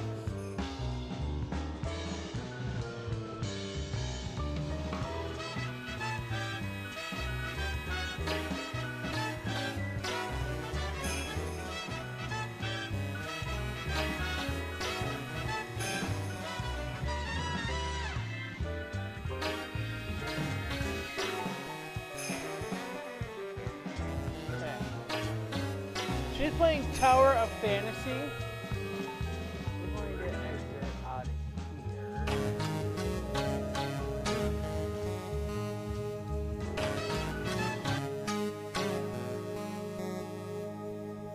Alright. So if you are on YouTube, give her a like and a subscribe. If you're on Twitch, give her a follow. Hold on.